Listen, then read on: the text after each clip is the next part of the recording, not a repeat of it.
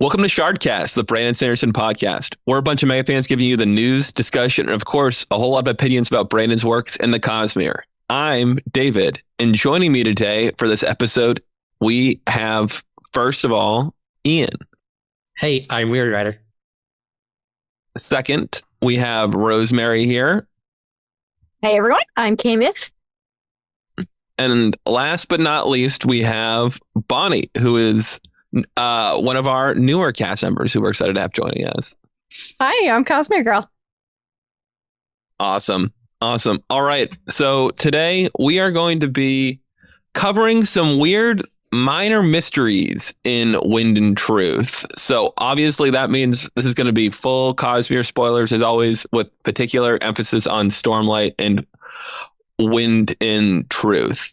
And of course, by weird miscellaneous things, we would have to start out with the fourth moon, the most random development, I think, from Wind and Truth that I did not see coming personally. I don't think anybody did.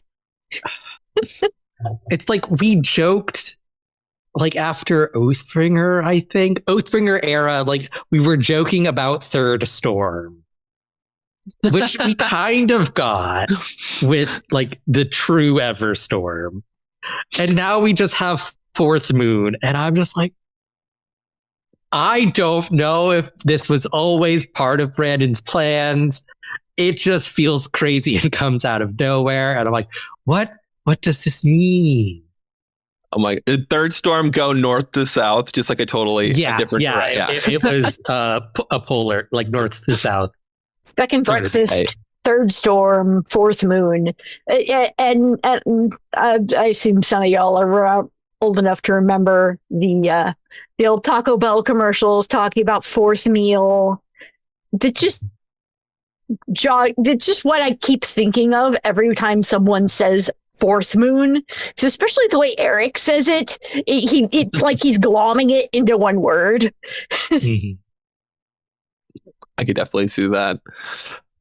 So what do we know about this fourth moon aside from the fact that it exists? We know that it existed. Good point. The matter is still there, I assume. You know, it's a little mixed in with the Shattered Plains now. And yet, for some reason, that impact was not what caused the Shattered Plains to be shattered. That was something totally different, because why not? Mm-hmm. Like, it makes a certain amount of sense when you think about the plains as already being spherical to begin with. You're like, okay, so maybe there was an impact crater, and then, you know, people lived in that, and then later it was shattered. But yeah, and we've got our 10 craters that are along the edge too. You know, maybe some fourth moon meteorites, you know, it created our war camps. We still have that mystery that I assume will never be resolved, because it's probably not that interesting to Brandon. Well, I mean, he just sort of pulled fourth moon out of nowhere anyway. We have no idea where it came from. Yeah. And I think the implication is the fourth moon crashed into Roshar like before Honor and Cultivation got there. I would agree with that, because it seemed like it was something that we learned about this primarily from the Honor POVs. Yeah. Mm-hmm. Mm-hmm. And he didn't realize it was there. I mean, depending with how much force it crashed, you know, generally speaking, that sort of thing is an extinction level event. So probably was a very long time ago. Mm-hmm. Which, like, with like the cosmology of the Roshard system is a little crazy, because it has like the 3 terrestrial planets, 10 gas giants, and then 3 moons around Roshar itself, which is 16 celestial bodies. So it's like, it all feels very planned on the part of Adenalsium, theoretically. So it's like, we don't know, like, to what extent, like, made by Adenalsium is. Because obviously, like, Scadrial, the planet itself, was made by, like, Ruin and Preservation. Mm-hmm. Most other planets, shards just rock up and, like, work with the raw material that's there. Mm-hmm. So, like, did Roshar, the planet itself, exist previously with these 4 moons, and then Idinalzium came along and was like, no, 16 is going to be the Cosmere important number, and smack one out of the sky. Originally, the 4th moon was captured by the gravity, and Adonalsium went, wait a minute, that's not what I meant. But then that would also imply that Adonalsium knew that he, she, or they were going to get split to 16 shards. So, who knows? This is like one of my biggest questions. Is 16 important because there are 16 shards, or are there 16 shards because 16 is important? And that's when Brandon just question. goes, yes. And then, Brandon. Yeah. Something We all collectively 16 sigh. will be important to the Cosmere. Yeah. Because, yeah. Adonalsium was like, yeah, 16 is the important number. I don't know why. I feel like Adonalsium was perhaps not entirely unaware of what was coming their way. But I tend to think that Adonalsium made the system as we see it, just because we know that the orbits of the planet are not stable long term. So it's hard for me to believe that this would have been a system that evolved in any way other than deliberately designed, especially with like the 10. Yeah, like, you know, obviously it's not totally implausible. There are so many planets, but it's so specific. I feel like Adonalsium did set it up this way pretty intentionally. And there's part of me that wonders if Honor is looking at this and he's going, is it a 4th moon? And something crashed there, and it was something kind of like a moon, but it wasn't really a moon. You know, it was something else that we don't necessarily understand at this It point. could have been something fairly small and innocuous, but or just an asteroid that orbited for a bit and then went. Yeah, Mars's moons are pretty unimpressive. But it leads me to wonder if Adonalsium built the solar system as an art project. This is a young Adonalsium's version of macaroni art. Who knows? Well, you also have the Julia set too for Roshar itself. Yep. So is that important or not? I mean, fractals are cool, so Yes. All I can think of right now is there was a Death Star in Cosmere, and that's what 4th moon was. That crashed somehow. it's no moon. We don't know of anything that technologically advanced that early in the Cosmere, though. So it's true. It's true. That would be pretty cool, though. You never know. Maybe I guess we can't quite tie that into Spaceship Earth here, but you never know. So we have like there is these parallels between the 3 moons and the 3 shards. Like if only like kind of maybe coloration wise, like yeah, is there like colors. an interesting? Yeah.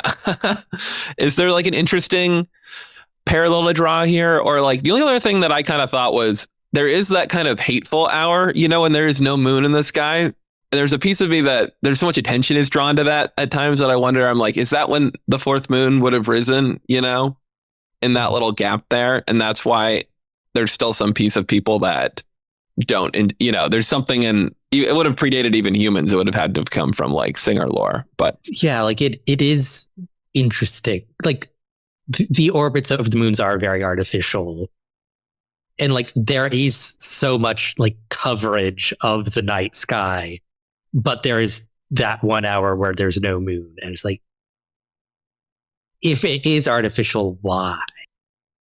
mm-hmm. Unless that ties somehow into night, which is another random thing that's in this book, that like she left, and that's all we really know about her. Yeah. Very curious about that. That is definitely, if we had more facts than that, we could make that into a minor mystery. But I think that's like our only night fact is the night is here and the night is gone. Let's see. I think there is some kind of like mysterious, like, you know, vague phrasing about the material of the moon. I want to read this quote from chapter 60 from when Bentley is talking to like the stone in the vicinity of the plains here. And like the context, they're kind of talking about the danger of using the powers and the danger that how like the structure made using surge binding safer. And it goes, because of the new gods, the stones thought with sorrow. They didn't understand. No one understood the alien stones at the place's heart. Alien stones? The 4th moon, now dead, now fallen, with stone that is not quite stone. And when gods came here, it kind of trails off, and then like you can, there's a description of like the stone going haywire, like the vibrating at the insane speed, and kind of the destruction of the plains. That's interesting phrasing, how they say now dead. That implies it was alive. That is interesting, because when you think about like the stone is saying it too. So like, what does the stone consider to be alive? Like if this was a rocky body that had its own spren, does that spren exist? Is that why it's, maybe the stone spren that planetoid is dead now, or maybe it really is. I mean, I don't know. The stone is so awake that I'm like, it is kind of alive, actually, even if it is only that. Yeah, because like there is like the line about like no one understood the alien stones at the place's heart, which like could just means like no one knows what's going on. But it might also be that like you can't talk to that stone like you can talk to like Roshar stone, because Roshar stone like is a spren, or multiple spren, because different stone. Like there's regionality. There's regionality to the stone, whereas like the mountains of versus like the stone around the plains like has a name as well. So it could be like it doesn't talk, or like it's not as animate in the same way, or just like it could be animate and just speaks a different language, whatever that would means, be cool. magically. The phrasing now dead implies that at one point it was alive and able to talk. So it makes you wonder what smashing it, change it somehow, and stone that is not stone. Do we finally have a moon that was actually made out of cheese? Like cheese stone? This is the origin of cheese plate? Yeah. Hey, it could be. I am just here for the unhinged takes, folks. Yeah. Well, there is the stone, like the fourth moon, like does seem to interact in strange ways with investiture. Just like cheese. Just like cheese, as we all know. Because like there's the implication like in this chapter 60 quote of like it playing a role in like heightening the conflict between honor and odium. There's also, we'll get into this a little later on, the Well of Control, odium, the shard pool, is in the plains, but might be hidden because of like being surrounded by the stone of this dead moon. A stone that is not stone. Stone that is not stone. Which is that metal? Well, off on a wild tangent, it's interesting to me that Odium's shard pool is known as the Well of Control. Like, we have a shard that is essentially unfettered emotion, particularly negative emotion, and yet its shard pool is called the Well of Control. It's like those two things seem to be opposites of each other to me. It is interesting. And I'm curious, like, it seems that at various times, like Ishar, Mishram have gone to the Well of Control for power. But like, it makes me think of we have the Well of Ascension, which is, a well of power you enter and you ascend. It tells you what it does. And we've got this thing called the Well of Control. And I once asked Brandon, like, why is the pool in Elantris so different from the Well of Ascension? And he said, because the purpose of the pool is different than the purpose of the Well of Ascension, And so it makes me wonder, was something called the Well of Control for what purpose it was built, if it's just getting power, or if it had something control related it grants you. But that's kind of a tangent. Or if specifically Odium designed it to where if you take that power, it allows the power to take a level of control of you, which definitely seems to track with what happened to Ishar.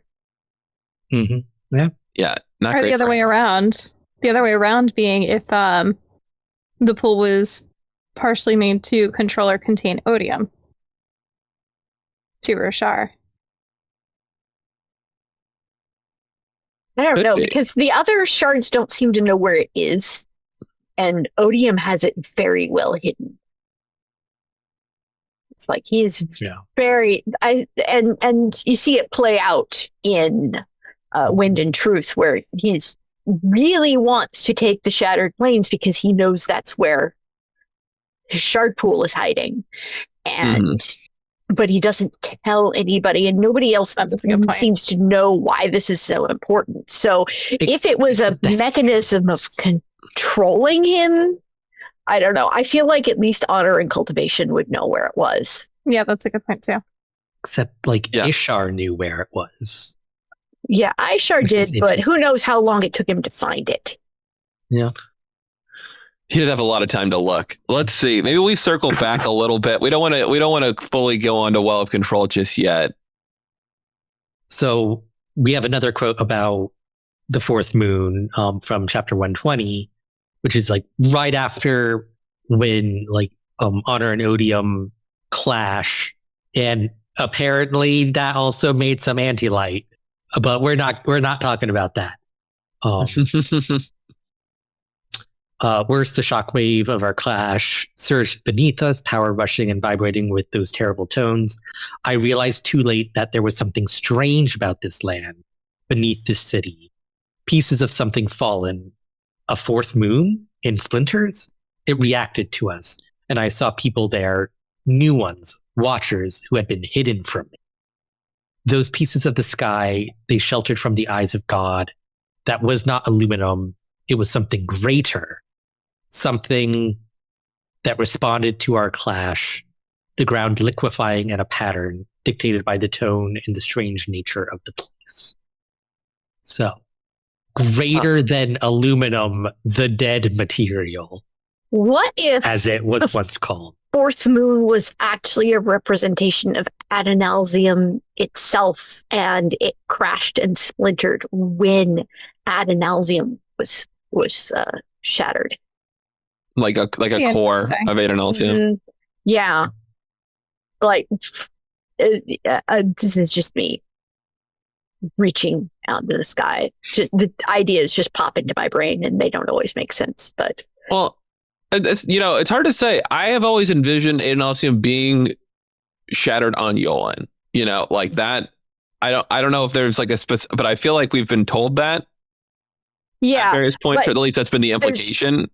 There's no reason but Adonalsium was so big and so vast that it could very well have had cores of itself tucked around. And particularly since Roshar was one system that it specifically designed, then it may very well have left a chunk of themselves there, thinking that was a stopgap, and then it didn't work. I don't know. Potentially.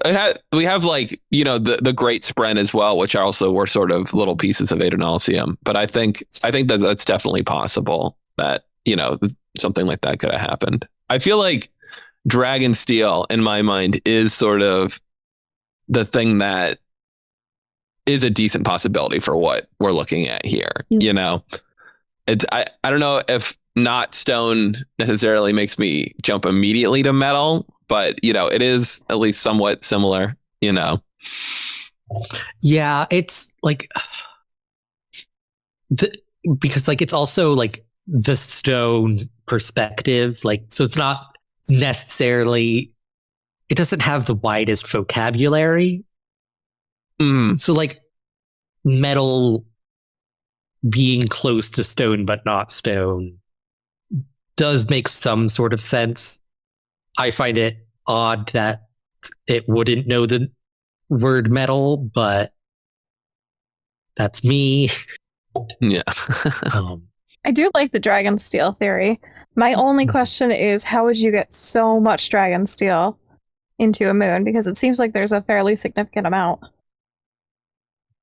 Adonalsium core crashing. That's Adonalsium did it. Yep. Yeah.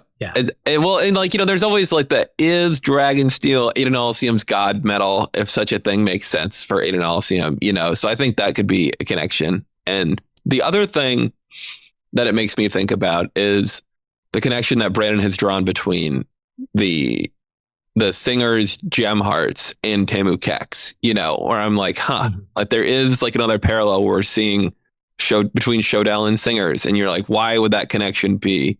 And there's this other Yolan, maybe another Yolan connection at the Shattered Plains, which is such an important place for them, but maybe not an important place for the Dawn Singers historically. It just happens to be more recently. So that actually does make me think of something. Going into Dragonsteel Prime for a second, is the Shattered Plains in Dragonsteel Prime, spoilers for Dragonsteel Prime, is where you get Dragonsteel from.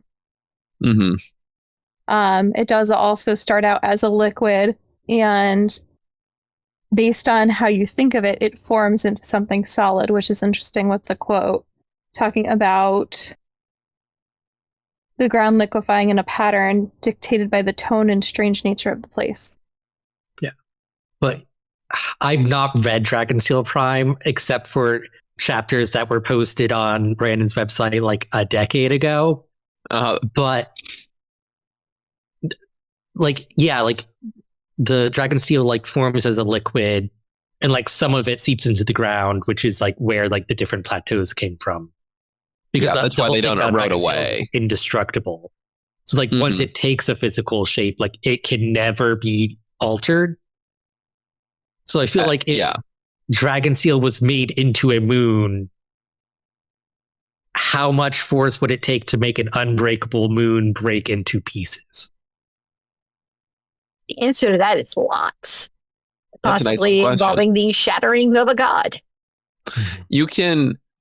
No. Yeah. I don't know. Well, it's hard to say. It's and maybe it's something that was invested and then stopped being after Aiden Alcium died. Or something that changed in some way fundamentally when Aiden Alcium died. Yeah. But the way Tanavas describes it, that was not aluminum. It was something greater. That definitely does imply god metal to me of some form. Same here. Yeah, which in my mind means it's a god. God metals must exist before the shattering of Aiden Alcium, because honor and cultivation came directly here. It's not like there was time for a fourth moon to appear full of god metal, crash the planet, and then they show up between then and the shattering of Aiden Alcium. That seems somewhat unlikely. Yeah, there also wasn't an apocalypse on the planet right before they got there. No, it was there was not. Yeah. So it's how long before Aiden Alcium? So it's I think that implies it crashed before Aiden Alcium's shatter. I agree. Yeah. I wonder how big a disaster a 100-mile wide crater would be for a planet. We should look that up. You're is that a survivable? Really big. So the speed of the impact will affect how much damage there is. If it was a gentle coming down to go kiss and go boop. Yeah. So for context, have to be really big for that to work. The crater in the Yucatan, which is from the asteroid that killed off all of the dinosaurs, is 110 miles in diameter. Okay, so big problem. So 100 miles, very bad. Very bad. Particularly on a planet that is smaller than Earth, like Roshar is. That's compared, proportionally much bigger crater. Yes, it is. Well, yeah. So we're gonna have to assume that was pre-Singer, or they were protected in some way if that happened, because that's pretty wild. Maybe that's why it's all water kind of life, because it was a normal planet, and then Aiden Alcium landed a moon on the continent and wiped out all terrestrial life, and then just had the sea life colonize the land. That is why everything is crabs. And I do just have to to be fair to the crater, I am going to say its name, which is the Chicxulub crater. It's not the Yucatan crater. Yeah, that's a tough one. The X to sh is always one that I have to look up. All right, let's see. Any other interesting moon stuff? Do we Watchers? Think the Watchers is very weird. Do we have Watchers theories? I don't know why I Oh wait, I thought these were Disianamians, the sleepless. I don't know where that's coming from, other than they're the ones watching everybody. Yeah, that is what they do. Mm-hmm. No, that is also my immediate thought, and I don't know why that is, but like I think it's like just the way they're described as well as being, hidden, something that you could miss, and they're also clustered around a perpendicularity, which you're like, okay, if they are refugees from somewhere, which we know the Amiens to be, this is one of the potential places that they would have been coming through, which, it's maybe a little strange if it's kind of a secret perpendicularity. Why would they not use the more common one, but still a possibility. But like, there is the whole thing about in Yumi, there's the sleepless there. And it's like mentioned that like they're always like sussing out like the entire place they live. So like if anybody could find it, like I would think the sleepless are the ones who would be able to find the perpendicularity. That's a good point. They're probably crawling all over Shadesmar, like going, what's over here? That's a good point. Are there any other possibilities? The Sia Amiens, maybe. But like, who cares about those guys? Yeah. So like, thinking about it, this like is after like all of the desolations and stuff. So like Amia has existed as like one of the Silver Kingdoms for a while. So I don't actually think it could be the Sia Amiens. And like, I don't know if that's like a point against it being the Disian. Yeah. They're Radiants. Does Honor not know about the Disian Amiens? Like, if they've got Spren bonds potential, like, are they that sneaky? Could be. I mean, given we don't know how long they've been protecting that Dawn Shard, but if that's what their purpose is, then it behooves them to try to fly underneath the Shard's radar. With our responsible Tanavast, you do not think he could be trusted with a Dawn Shard? I think... Oh, we're going to have to bleep that. Heck no. That you make a fair point. You make a fair point there. That does like... Because like there are stories in Horn Eaters of like when the Dawn Shard arrived. Mm-hmm. So like I don't think it can be too far in, like I don't think this was pre Last Desolation. It's hard to say. I don't know how far back like those kind of oral traditions go. So yeah, that's I can't remember if Cord said anything more specific about the timing there, because I know at one point she was talking about like my grandmother's time as Watcher of the Pool, but I can't remember if that was. Yeah, I don't think there was anything aside, like just like we have stories of when this arrived. Yeah, see, like that feels like that could be like a long time though. Like maybe not 4,500 years ago, but yeah, like it's like the boundary of when the Shadow Days start is like makes it just like complicated, because like also how long have the Horn Eaters been at the peaks? I was just thinking that. Really know. Because in my mind, I feel like their origin probably lies in like the time pre-recreance, when they're kind of where the singer's going to live, and like they're kind of pushing up against the humans, and they're being relegated to these distant places, like potentially the Horn Eater Peaks. Mm-hmm. Yeah, well then I guess I have no idea who the Watchers are. Yeah, I think that's about I am too, of like because I don't think it can be the Sleepless. I get, yeah, I would context or enough information about the exact nature of the timeline to know for sure. Mm-hmm. And you know what? I think it could be the Decian, I guess I will say at the end of the day, because I feel like when we see in Dawn Shard, when we meet Nicholas Sorm, what number is he? Like he's like, what are they, in the 20s or the 30s? He's the 29th. Or Oh, anything the like 24th. Thank you. that? The 24th. Okay. So Nicolai, so right now, given presumably, I assume, a pretty fruitful time period in which they could probably make a bunch of sleepless without, anybody trying to kill them necessarily when they've been forgotten about mostly. They've got up to a grand total of 24 individuals. So it's not entirely implausible to me that Aimia is mostly known as the place of the Sia Amians, is also the place of the Decian Amians, and there are like maybe a dozen of them total. You know what I mean? And they're not super, it's not super apparent to the shards that they exist. I think that's possible. Yeah. And like this is right after Honor has been checked out for couple thousand years. Mm. An excellent point. Yeah. An excellent point. He had a nap.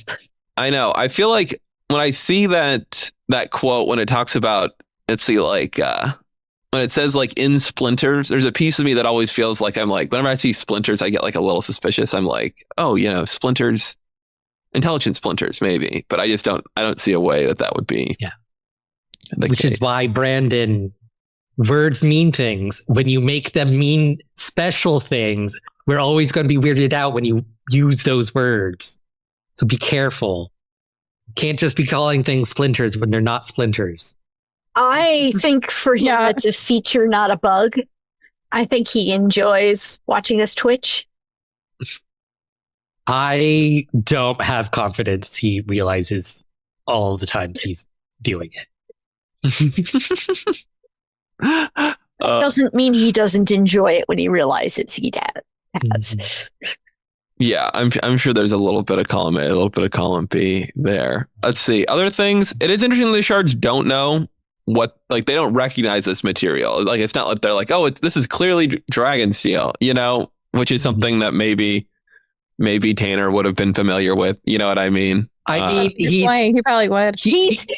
Cultivation is a dragon. I think it's safe to say that she knows what dragon steel is. Yeah, I would say he's intimately acquainted with dragon steel.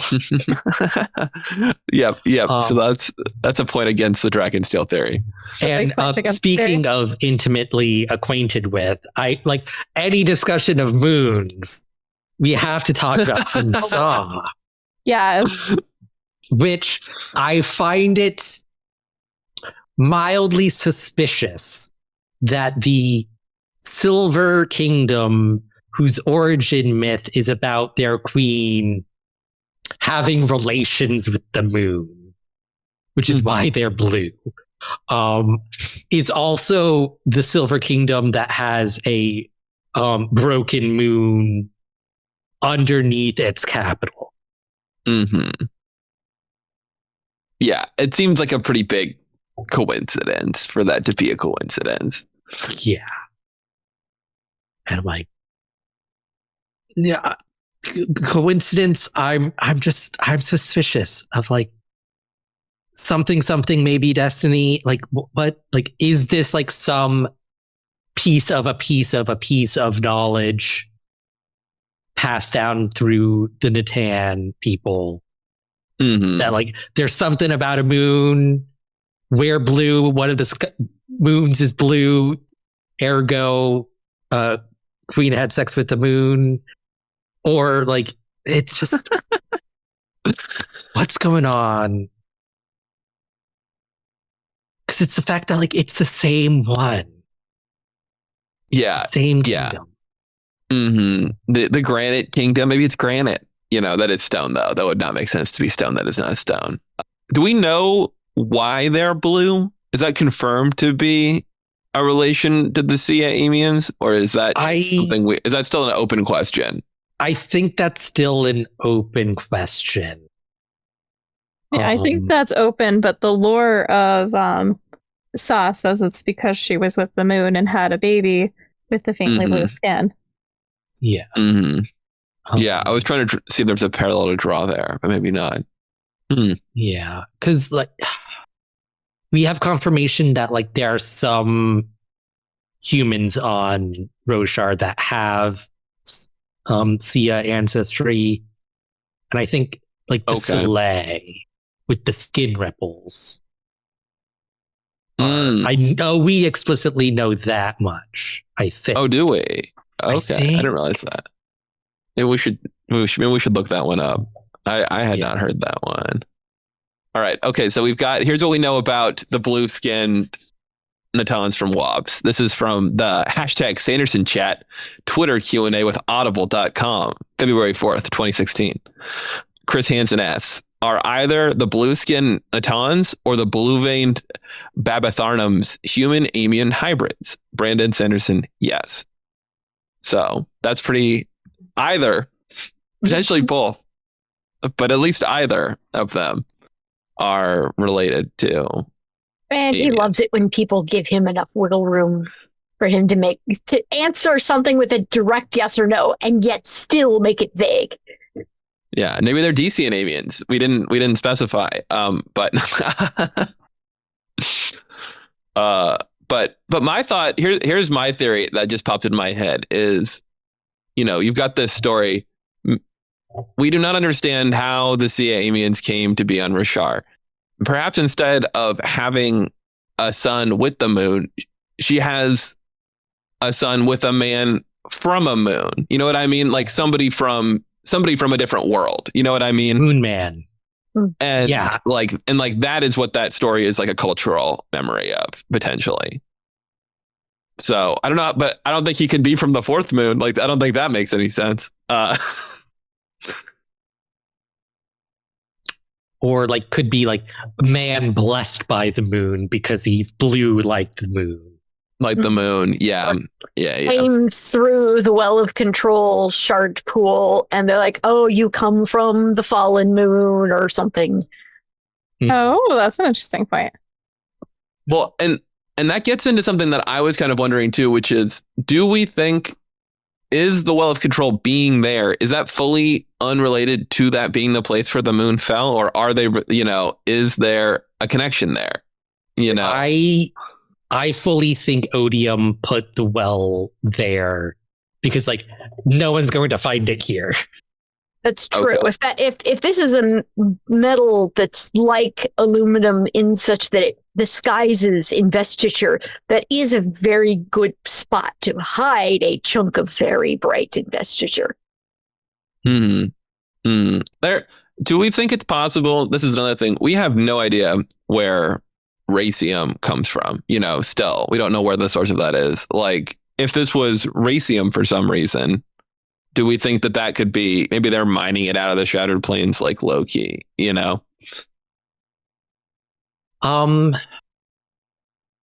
It's possible, but my idea has always been it's just directly granted by Odium just makes it, and he's stingy about making it, which is why it's rare.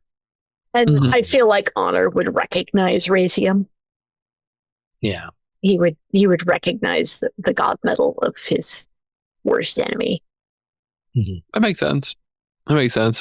Yeah. And that's tough. Racium seems to transmit investiture, or conduct's a better word for what it does. Conducts investiture rather than conceals or amplifies. I guess I would tend to say that it seems like A, it needs to be structured in some way to conduct, you know what I mean? It's got a directionality to it.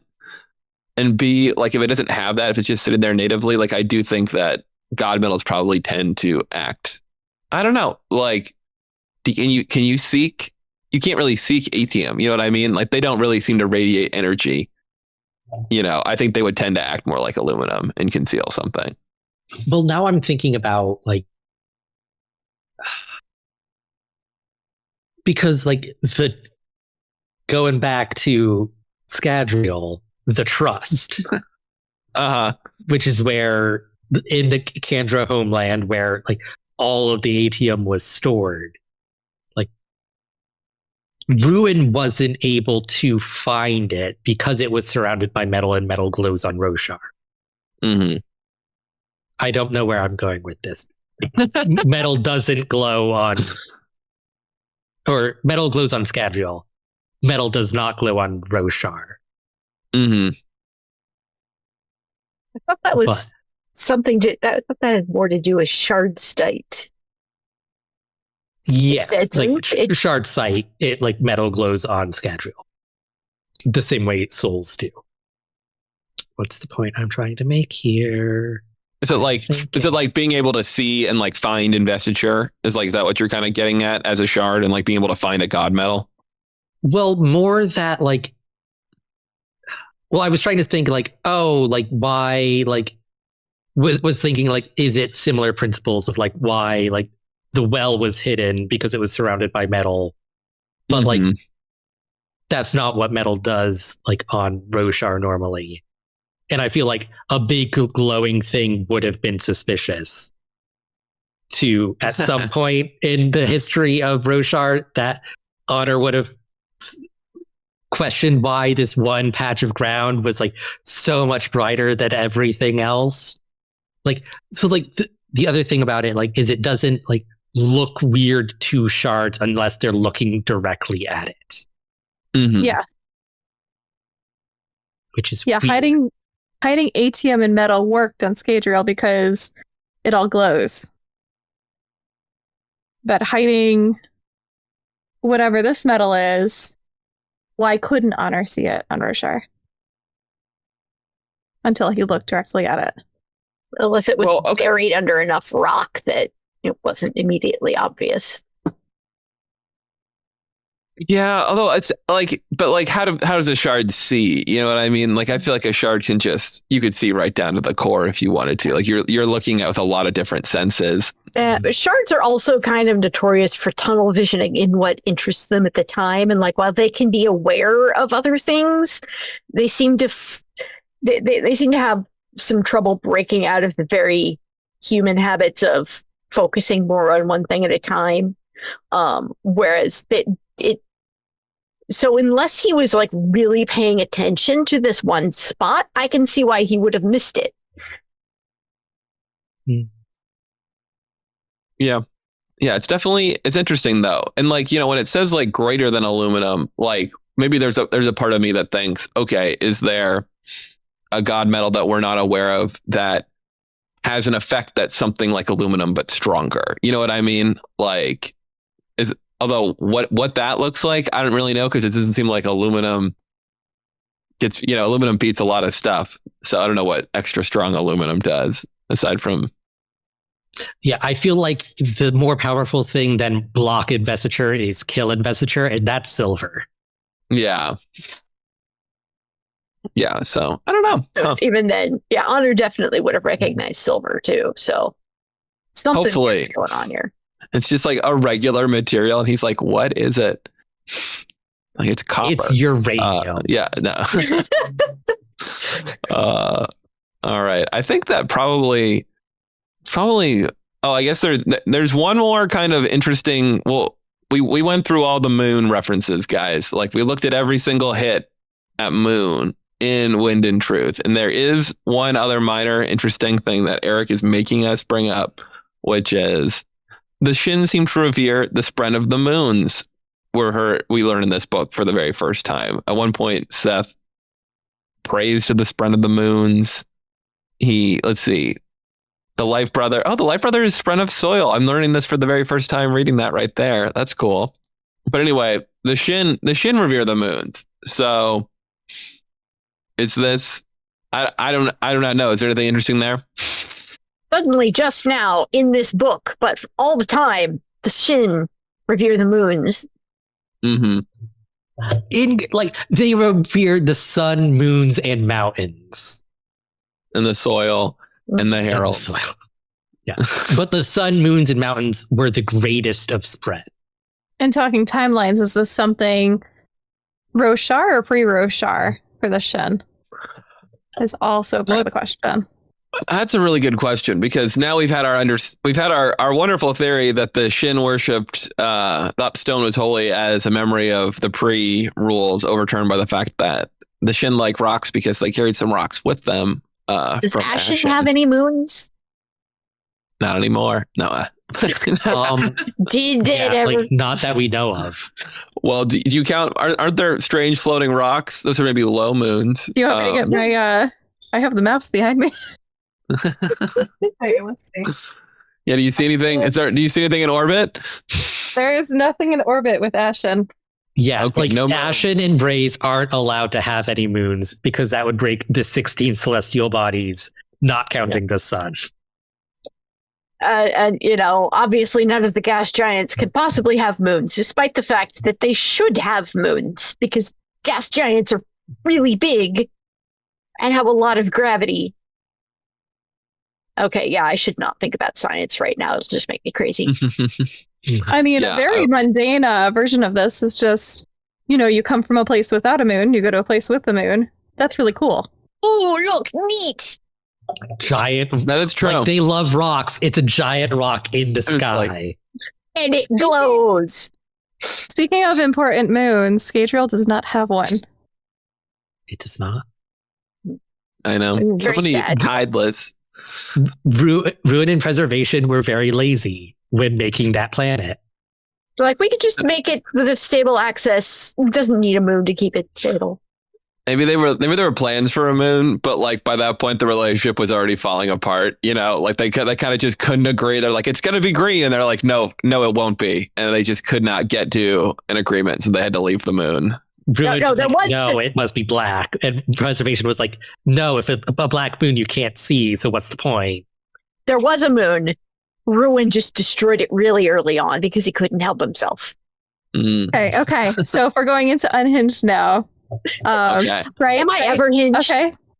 So no mod, no moon. That's what I'm saying. No, that's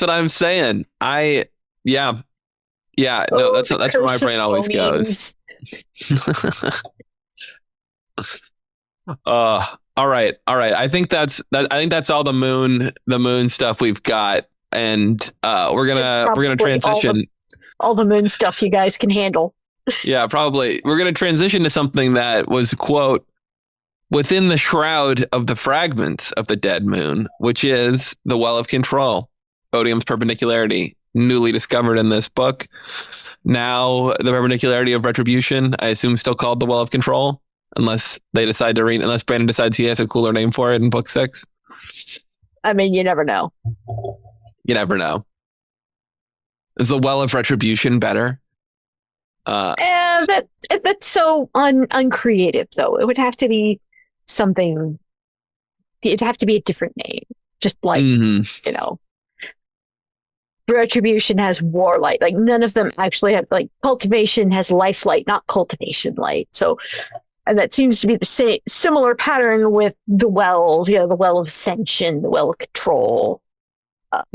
So. That's a good point. This That's being retribution, it's probably something completely non sequitur, like the Well of Puppies or something. I do find it mildly interesting. Never mind. I'm not going to make this because I'll go there. Do it. I find it mildly interesting that, like, Retribution, like, has, like, a combo shard pool. Though I guess Harmony also has a combo shard pool. But I'm just thinking about the lake in Elantris. Seems to be pure devotion. But we know devotion and dominion are, like, more or less mixed together as the door. I think there's a distinction between, like, let's say you could take salt and pepper, right? And you could mix it up. And, like, you could stir that up. But it would still be two discrete things. They're just distributed evenly, But they're not melded. They're not merged, which is what's happened with Harmony. And that's what's happened with Retribution, is the two shards have become one in a meaningful way. Because there's an actual mind behind them that's glomming them together.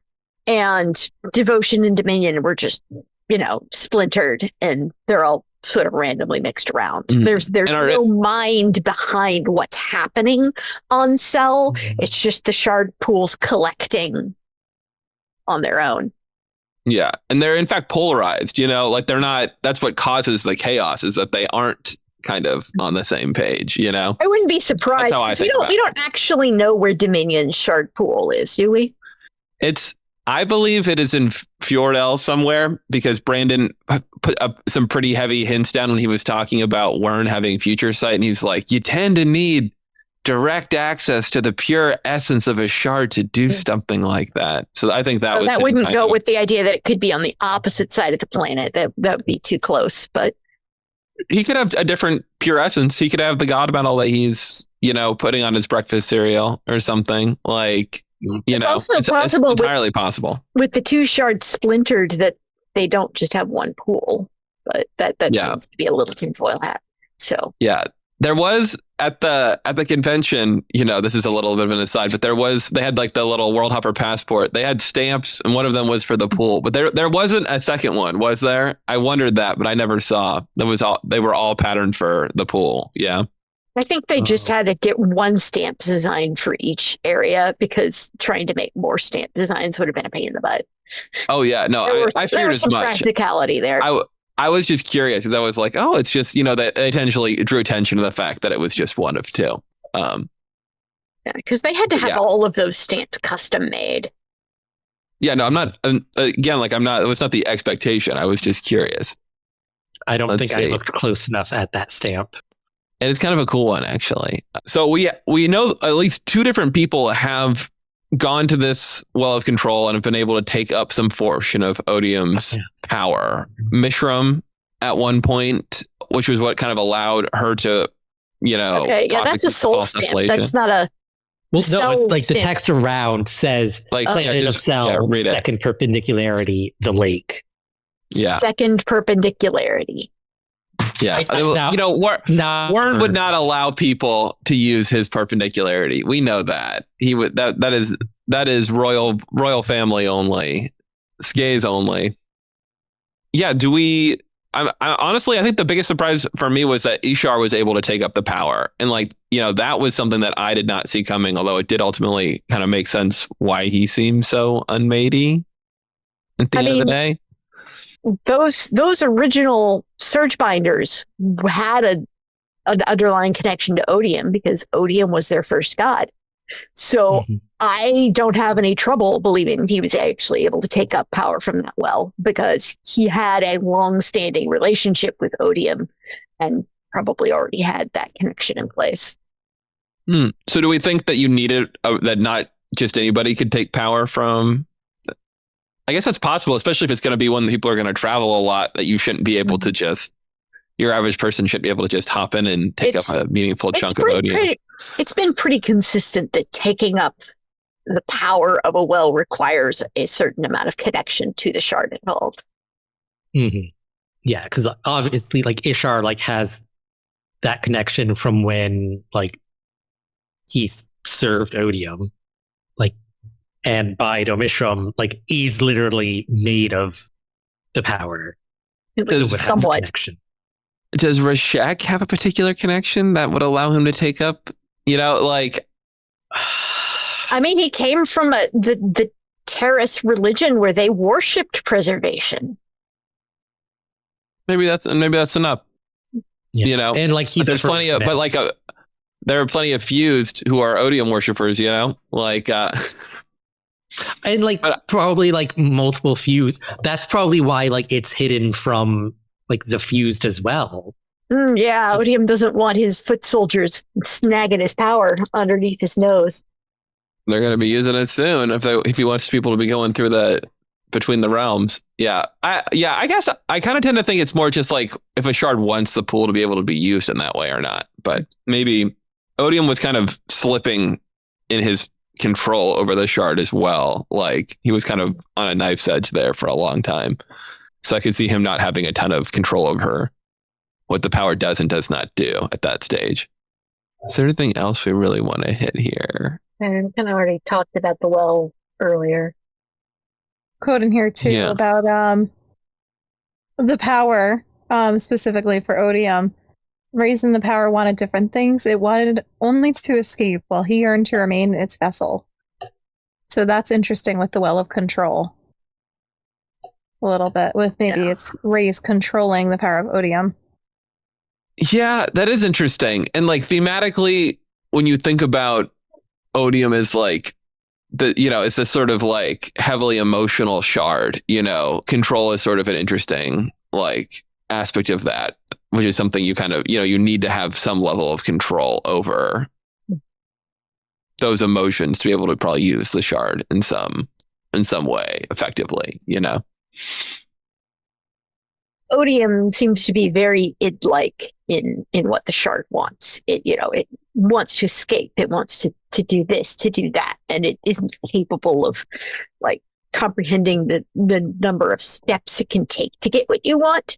And I think that's also part of the clash with Raze, is that Raze is clearly a very meticulous planner, and that is fighting. And I think that's some of the same problem Taravangian's going to have with Odium, is that Taravangian is like wheels within wheels, pull all the strings, and Odium is stamping its foot going, no, do this now, like a very angry toddler.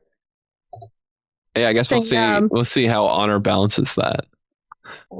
It's interesting because that sounds a lot like Tanavast and Honor, where Honor, as the shard, wanted something very different from what Tanavast was doing. So it sounds like they both were struggling with their shards. Yeah, but Honor dumped Tanavast early on, such that Honor has had millennia to just sit there and stew in its own juices and develop, which is why it appears to be like more emotionally developed than the shard of Odium, because Odium has just been stuck to someone for so long. Honor has had to start thinking for itself, and Dalinar and what's his name? Tanavast? No. Oh, Nohadon. No, yes, Nohadon. Thank you. Words are hard. They have specifically primed Honor to think for itself more and to question, and mapped out like they're treating it as a very intelligent child that can make these steps and leaps, and they actively tried to teach it, whereas Raze was just like, this power is mine, and Taravangian is in that same struggle. Yeah, I think the only other thing that I kind of have to say about the Well of Control is that, I'm very interested in like the role it's going to play going forward, being, I assume, at least mostly under Singer control. Like, it's going to be cool to have them sort of be the gatekeepers to Shadesmar kind of in the era going forward, in the same way that the poor Horn Eaters used to be. Bummer for them. Yeah, like specifically like the listeners are the ones who control that land. Yeah, and I don't know that Retribution realizes yet that they have found his well. Yeah, I doubt it. It's interesting, though, because wouldn't you think Taravangian would have had to know where the Well of Control was, just that being his well? Why wouldn't he have fought for that land even harder? I think he did. Like, that was why he sent El out there. He did, but El was in charge, and El looks at what the listeners did, and he was like, clever kids, good job. And because El isn't necessarily falling behind everything that Taravangian wants. El is just in it for his people and screw everything else. And so El made a snap decision on the field that Retribution didn't have any input into, and El might be in trouble in the back half of Stormlight for making that choice. Well, I think there is a line from Taravangian of like, he would allow them to continue, like, to like go along. Like, I'll leave them like in control of themselves for now, but like, yeah, like that was the front of the war. Like Taravangian was most invested in, like most of his resources were set there. I mean, and part of it is, though, when the timer ran out, the listeners being in charge, that he was locked into that deal of whoever controls these spaces keeps them. So I think some of that was him coping with the fact that he had lost something that he really wanted, and he's thinking about other ways to try to exert his influence. But I doubt he's super thrilled with what Eldil did there with allowing it. I get it, but at the end of the day, he's deciding I want to hang on to the framework of this agreement that is broken, that I could violate if I chose. Like he's not obligated to abide by it anymore. I do think that if he were to violate it, it would make him vulnerable as a shard, because that was a shardic promise that he was. It was broken though. Like that was part of the oaths that Honor broke, was the agreement about, like, no, I'm talking. Doesn't exist anymore. This was. So Dalinar renounced his oaths, but that doesn't mean that that deal was necessarily, was necessarily off with other powers. So Dalinar renounced the deal, but the listeners didn't. I disagree with that, because I think if that were the case, he wouldn't be able to leave the planet, which he is able to do now, because he would still be held by it personally. So I think there's a moment, I believe, where Teravanshian intentionally decides, I'm not constricted by this, but I'm choosing to abide by it, because my whole thing as retribution is I want to force people to follow oaths. So I don't have to do it, but I'm choosing to. But at least that's my understanding of it, at least. I just find it interesting he didn't move the pool to a location under his control. That's always a little vague, isn't it? If he had dragged it around it would have moved the magnetic pole of Roshar, unfortunately, just like on Scadrial. So that would have messed everything up, and he just probably couldn't have done that. That still bothers me. I don't think it makes sense. But okay. Is Roshar's magnetic pole tied to that? Because Roshar already had 3 shard pools in a given time, and one of them was in constant motion, or one perpendicularity was in constant motion. So that could be a unique to Scadrial thing rather than that was sarcasm. Yeah. Oh, yeah, I missed that. Other weird things with the pool. Chasm, this also relates back to the fourth moon. Chasm fiends need to go to the Shattered Plains to pupate. Is that because of the well being there, or is that because there's weird moon rocks that are there? Both.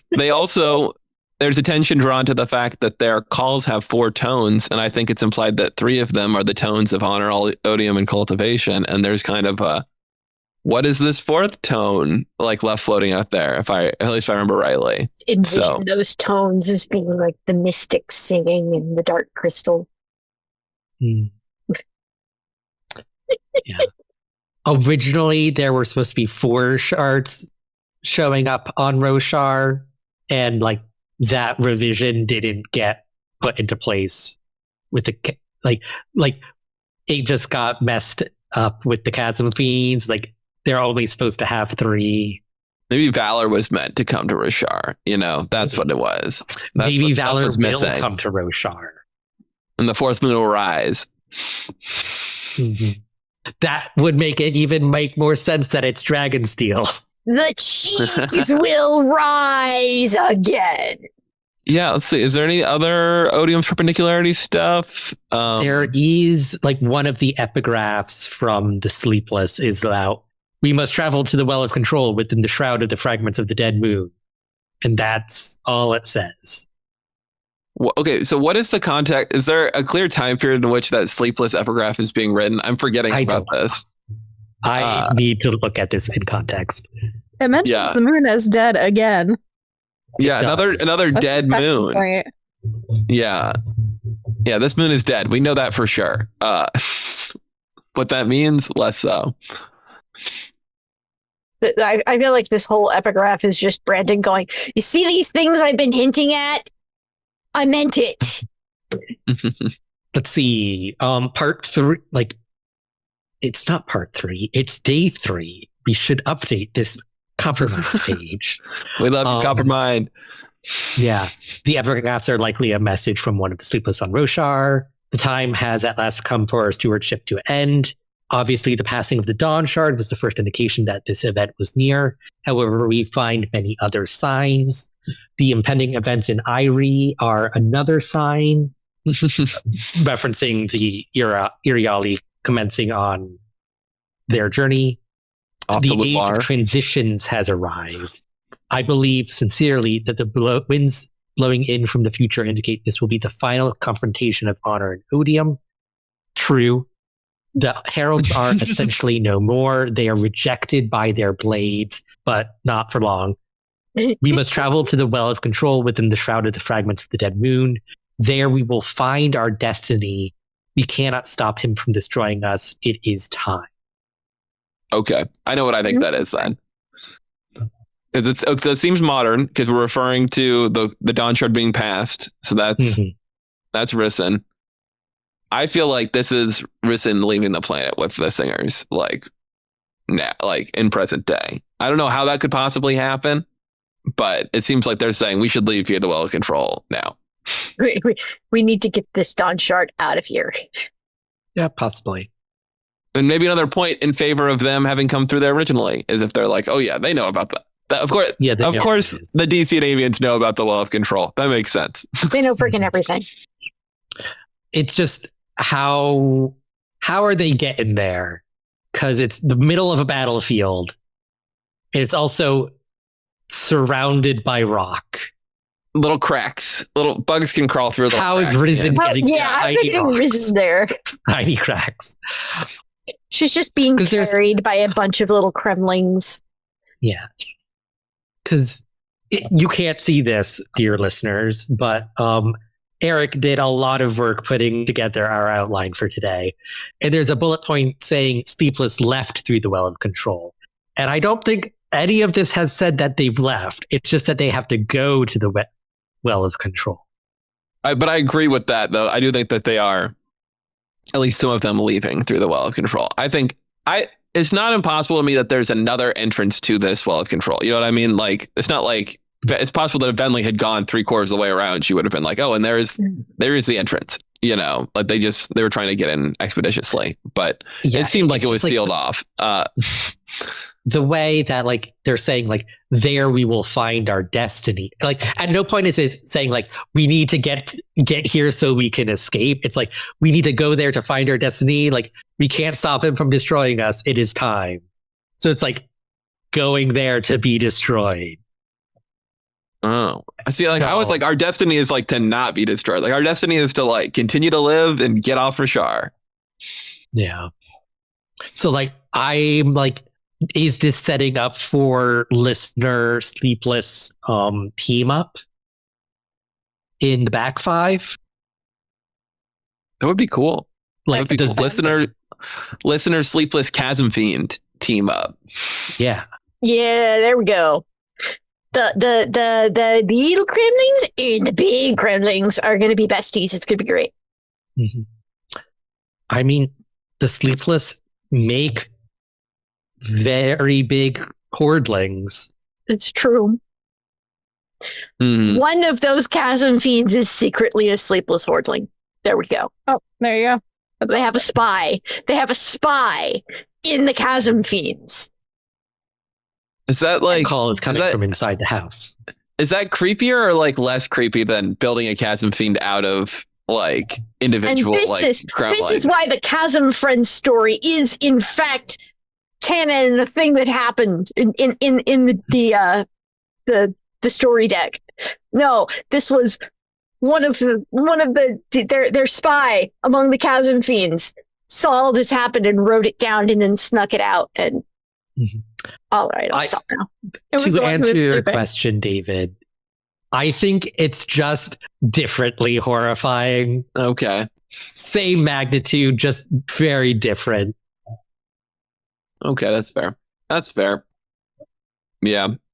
Yeah, no, that'll be cool. I think that would be neat. You know, especially just, you know, they're all kind of like, you know, people on the margins a little bit, like the listeners, the last of the Chasm Fiends, unfortunately, you know, the DC and Amians. Yeah, I don't know why. There's something about the Risen interlude that makes me feel like she's leaving Rashar, but I don't know. Maybe that's that's probably also informing why I think they're leaving through the perpendicularity.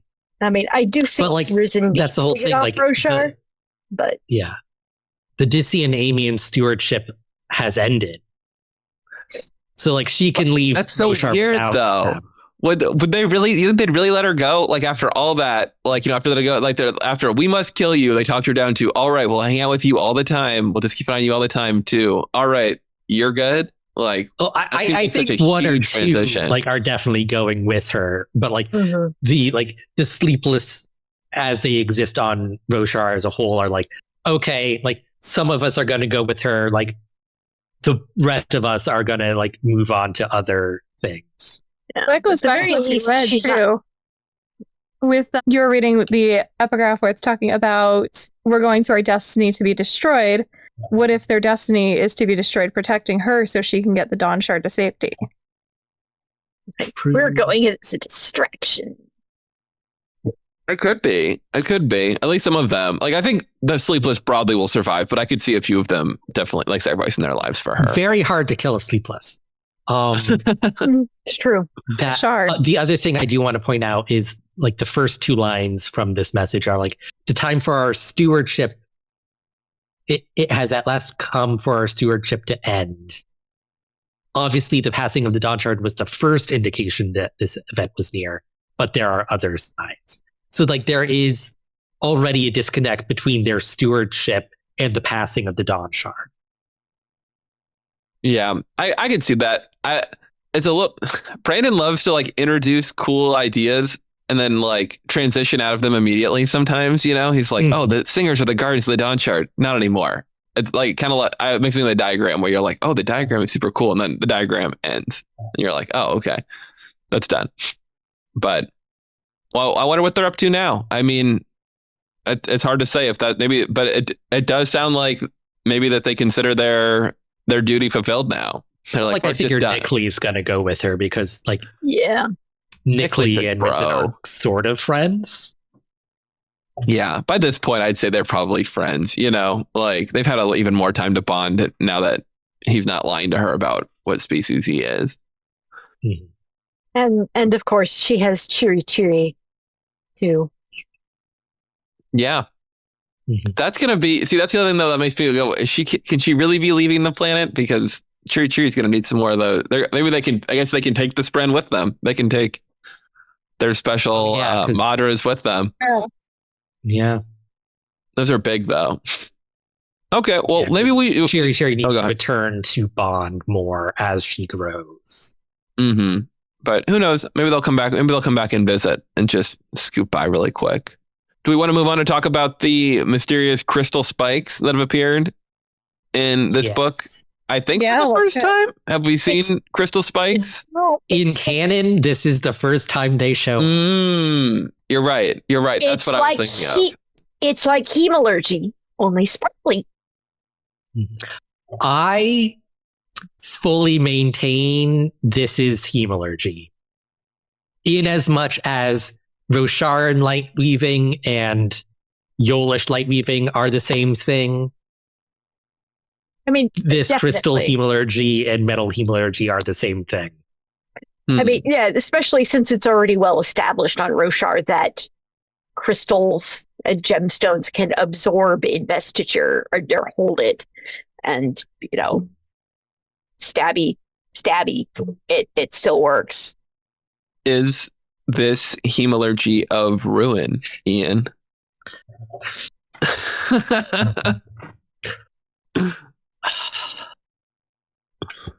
Or does Ruin get to file a copyright lawsuit?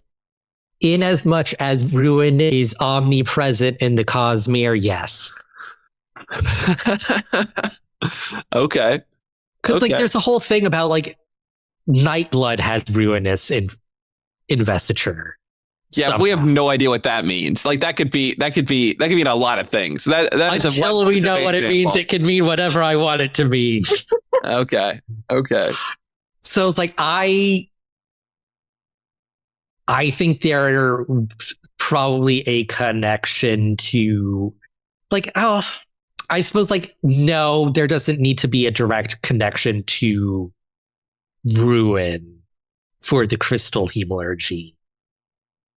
Because it's like, obviously, like, Roshar and light weaving is tied to like honor and cultivation and odium, as the case may be.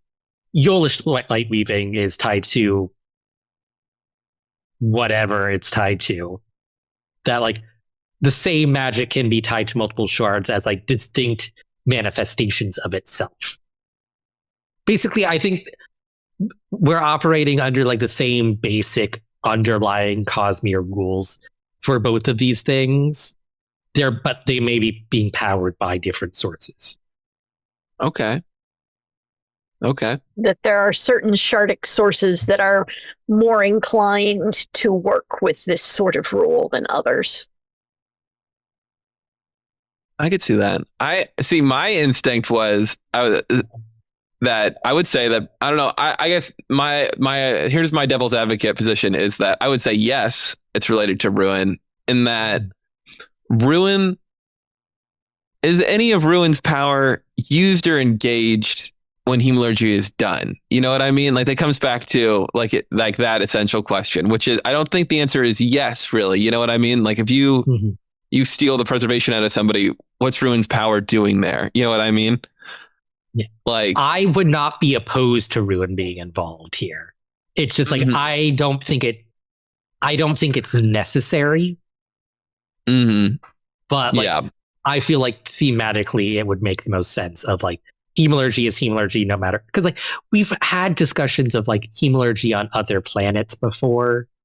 That like, I could very easily like just call this like hemalurgy.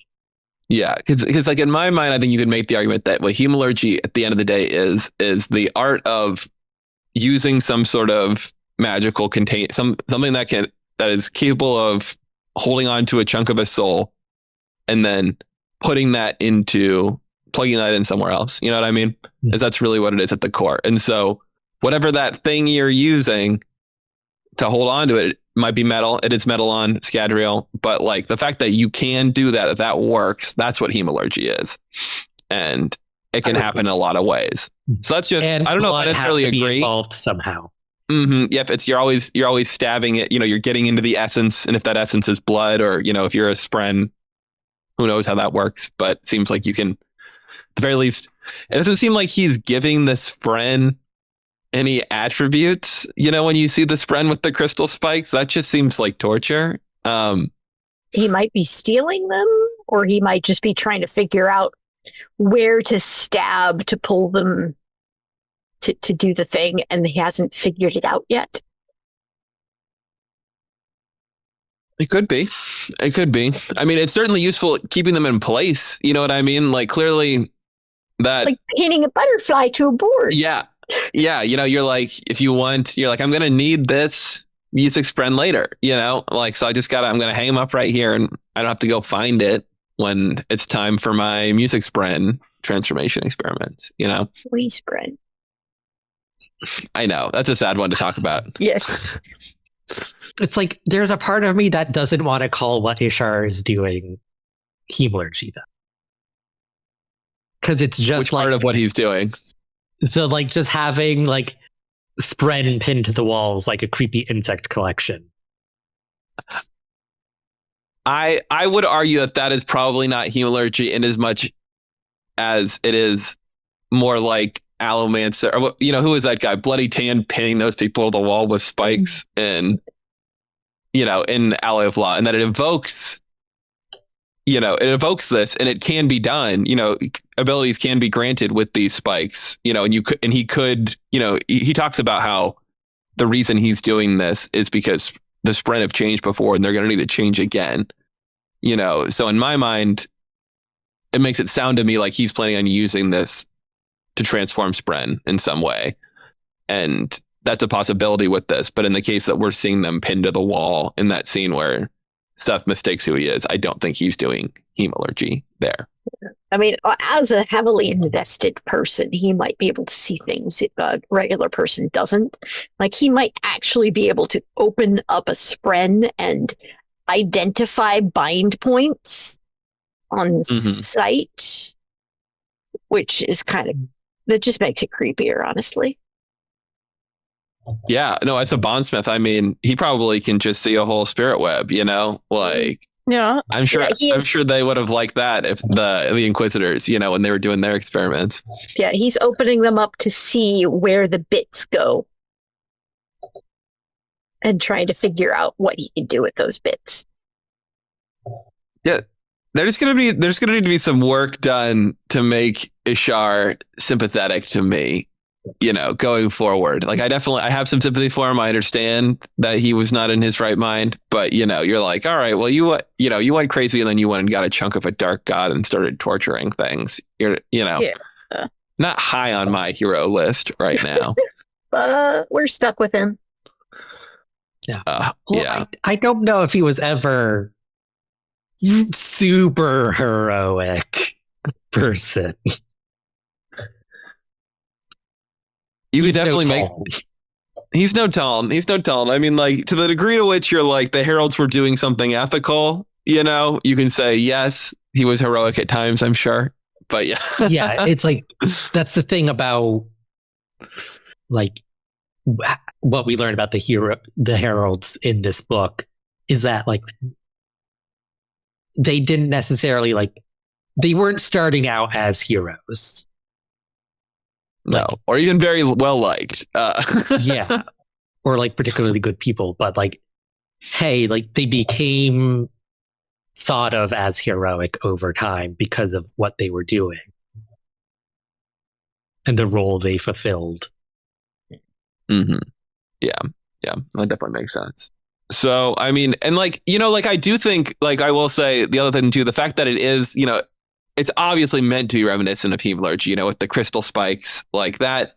Brandon knows what he's doing with that sort of thing. So, and that's it's a bind point. So if you are applying new skills to someone in the same bind point as Hemalurgy, at a certain point, you're just like, what is the real difference there? And there is a wob because crystal spikes show up in Way of Kings Prime, I think. Yes. Or at least or Brandon mentioned them once in relation to Way of Kings Prime because they never actually showed up on page or something. They were behind a door or something. I've not read Way of Kings Prime. I've not. Has anyone here read Way of Kings Prime? Okay, no, neither have I. So we'll speak from ignorance. I think you're right, though, Ian. I don't think anyone saw it, but there was an unmade that was pinned to a wall with crystal spikes in some context. Yeah, I want to say Brandon, in that, teased it being connected to Hemalurgy. Oh, okay. I think I'm going to try and find that. Do you think it makes a difference, metal versus crystal? That's a really good question, because I think what it probably is that the metal, you could do it with metal. Oh, go ahead, Ian. Yeah, here, we'll do it. We'll do it. What is it, Ian?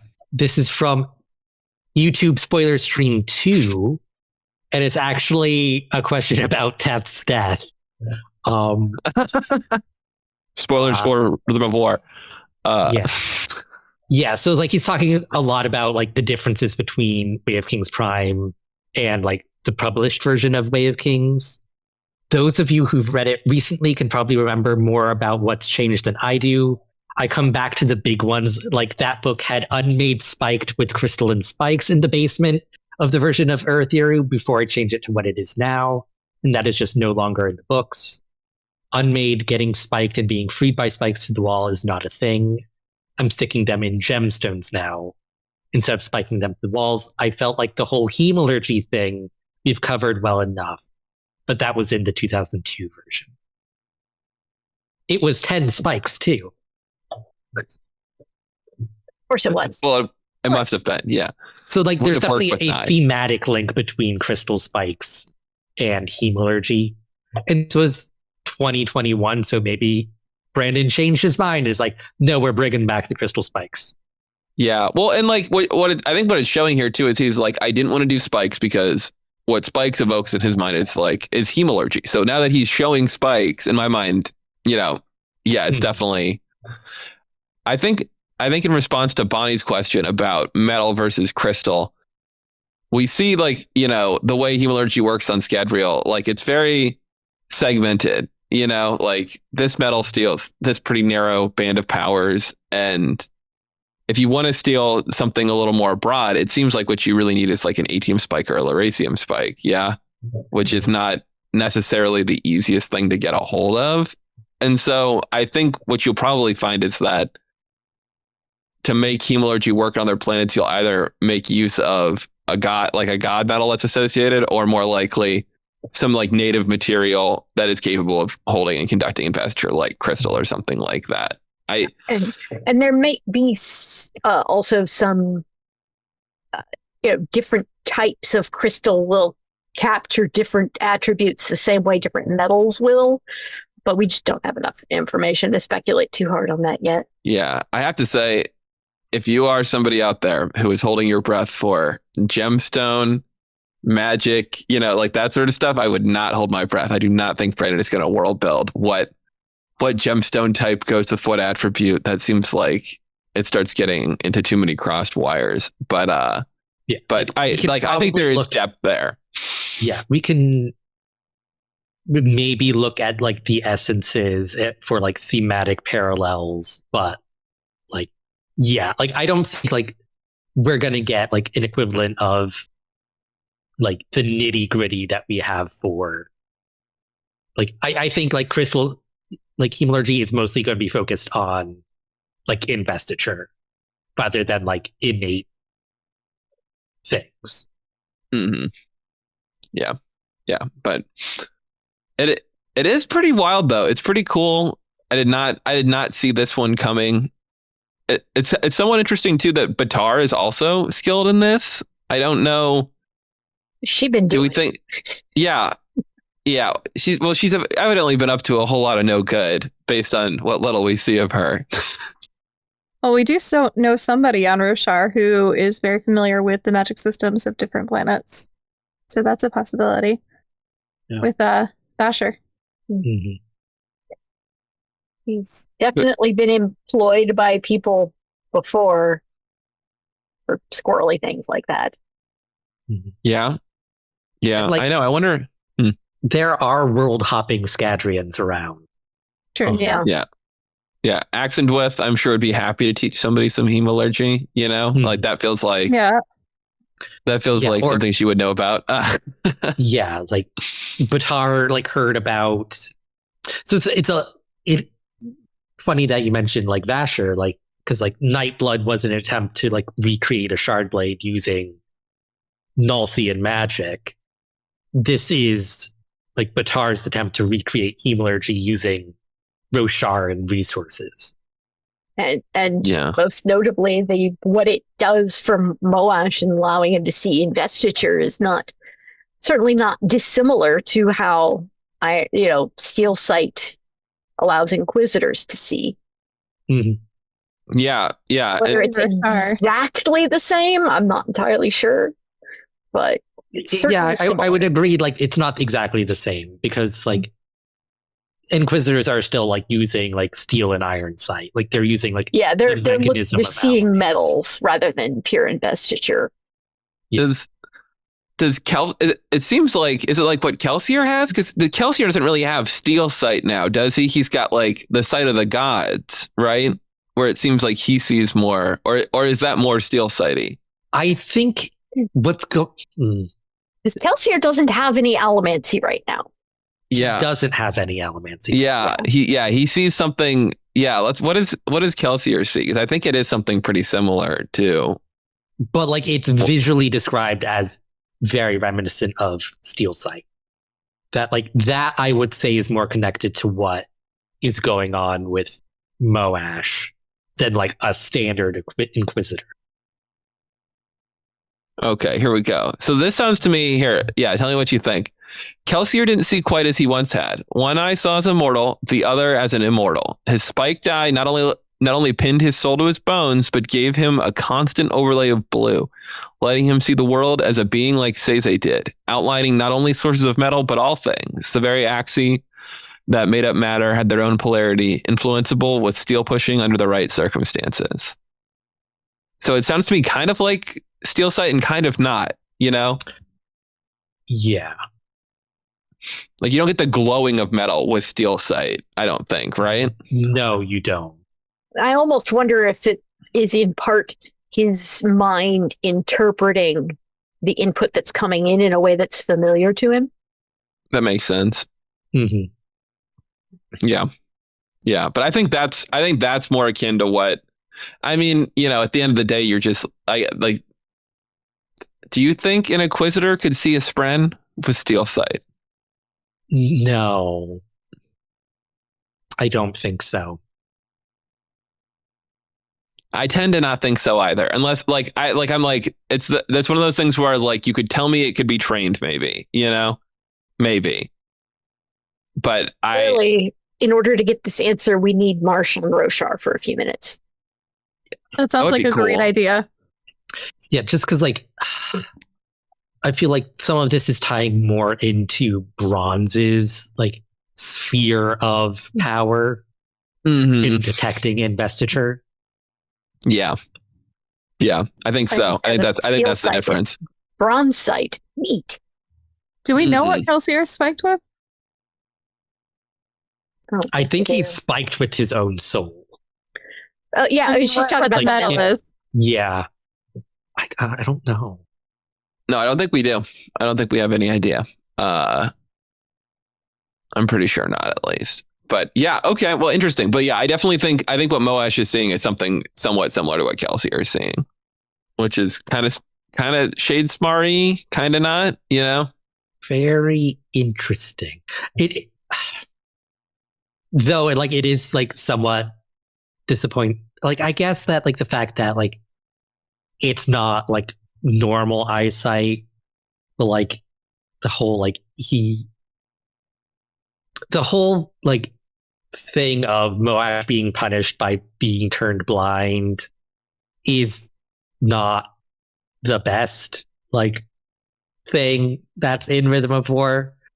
It's just like this just like complicates it a little, but that's getting into like personal thoughts of things.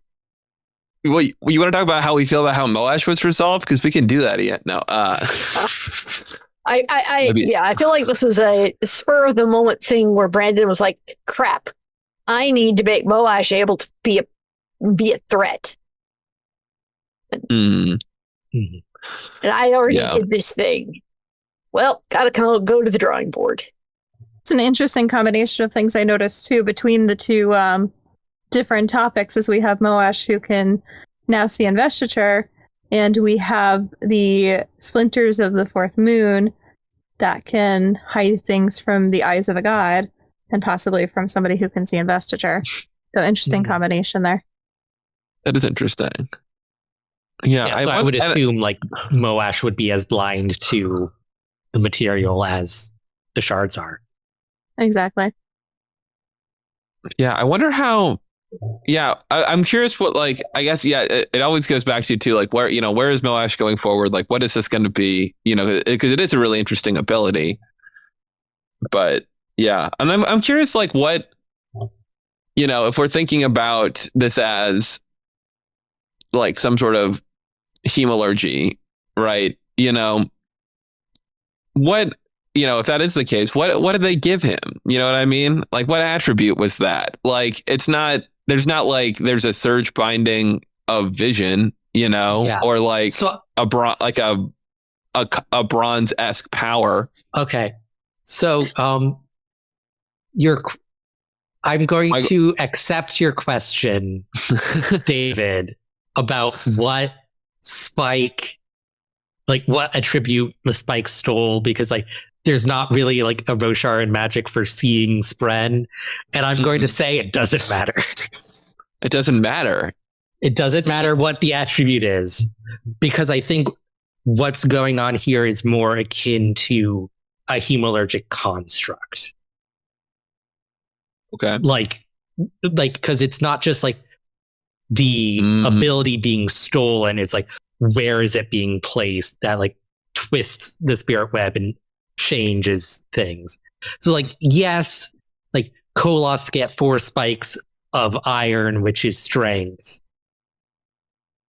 I think that sounds it's a human attribute of strength. I think whatever that is. They have to be placed into the right position to turn them into a Koloss. Yes, and likewise with like the Kandra blessings, like there's like we know of at least 4 different pairs that are all like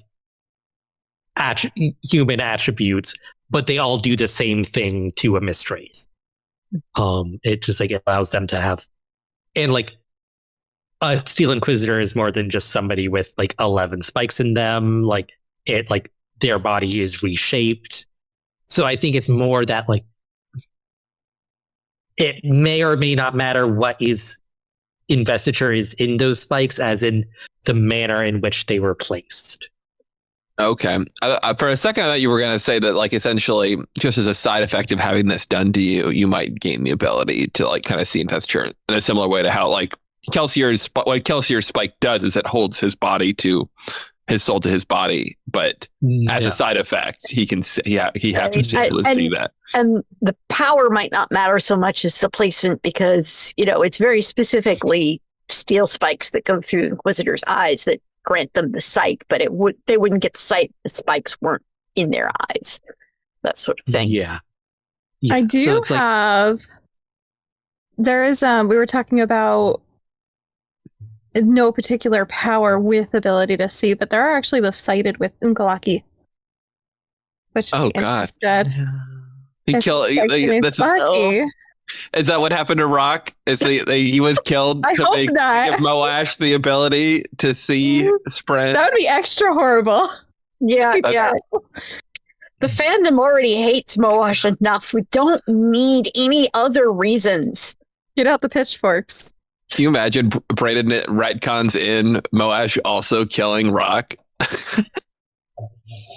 that'd be pretty good. No, that's a really good point. And see, like, and that was my other thought that I had while we were taking a break, was that essentially it's not like there are no powers that allow you to detect investiture. Like, we see the Fabrials that they use for the alerters do something like that, you know? So if you've got a crystal spike and you know, whatever spren that is, you pop a glory spren with one of those, then you stab that into Moash's eye. Maybe that works, you know? Yeah. Maybe like, you can detect investiture to that. Like, this is getting into like mechanics of like hemalurgy and hemalurgic constructs that like haven't really been, but like Kandra spikes are like created to be Kandra spikes, and like there's potentially something in like that intention that makes them a little bit different. Because the Kandra don't know how to make new ones, right? That's the case. So, like, there was something special from the Lord. They were given from the Lord Ruler specifically. Or I think even if they did know how to make them, they wouldn't, because that would involve killing people. For sure. Hey, I will always say, like, I'm sure that there are old, terminally ill people who would volunteer to be turned into spikes to like continue another sentient race. There would not be a lot. There would not be a ton of people. There wouldn't be a ton. There would be a non-zero number. Numbers between 0 and 10 approximately, but I mean, hey, it's better than extinction. Yeah. And like there's a whole thing like you can't reuse a Kandra spikes to make a new Kandra, apparently, or at least like they don't do it culturally, but like is it clear that there are more Mistwraiths anywhere? Like, I assume they could potentially make some if they wanted to. Yeah, but like they could make more Mistwraiths if they really wanted to. Yeah. But yeah, they definitely, at least, and they certainly don't pass them back and forth for the most part, you know, to share. Like, it seems like Tensoon using Orsur's spikes is it's a pretty big faux pas. Yeah, and it's like the whole thing is like he could only do that because he still had his own. Yeah, you can't. Because they tried that with Relur to like give him, and it's like he rejected it because he still only had one of his spikes. One of his pewter spikes, a mystery that has not been explored further. Is that a mystery? It is. It's not a normal blessing metal. Oh. Yeah. Yeah, unexplained bandits of morning things. It's right up there with the man who was killed by the Night Street Gang. I mean, somebody asked Brandon about that. Is that a mystery, or is that it? Brandon forgot which metals are the right ones. I believe it's been pointed out and not changed. Could be wrong. Every now and then something like that does hang on longer than you might necessarily expect. Yeah. Somebody check the leather bound. Did it get changed? Yeah, that's a good point. Check the leather bound. Does Rillard still have a pewter spike? I guess I do. That one's out now, isn't it? I can't keep track of what leather bounds they put out. But I have no idea where in the book that mention is. So I'll let you know. Okay, let's see. Is there anything? Do we think that Batar? This is my other question. Batar and Ishar develop this together, develop this independently of each other? It seems weird that they would independently both develop crystal hemalurgy. I think they may have been around together for an inciting research bit, but they're very much doing their own independent research.